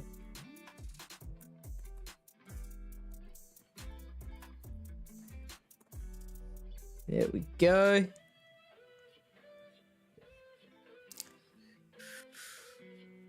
Dom, you didn't go to Indy, did you? No. Are you going to do regionals anywhere? Contemplating still. I mean. Yeah, sure. Undecided. Yeah, still undecided. I mean, if anything, I would just love to network with people, but I don't know if I would play. Sure. I still think, for the way that the game is at in terms of just competition wise, I just would rather see more of like a pick six, like blind format where, Oh. your opponent would only see what Pokemon you actually bring in, so your level of spice can have that edge, because seeing just meta right now is just kind of like, okay. No. I would completely disagree on Dom's with this one. We need the show 6 format. It is the most competitive and skillful format, I will say. I don't want to be like dismissive of, like, because obviously I personally have a huge bias. Let's dunk on Joms. Let's dunk all over Dom. Let's here. go. Let's go. Just dunk it. Dom's just asking for it. Come on, hit me, guys. Dom's No.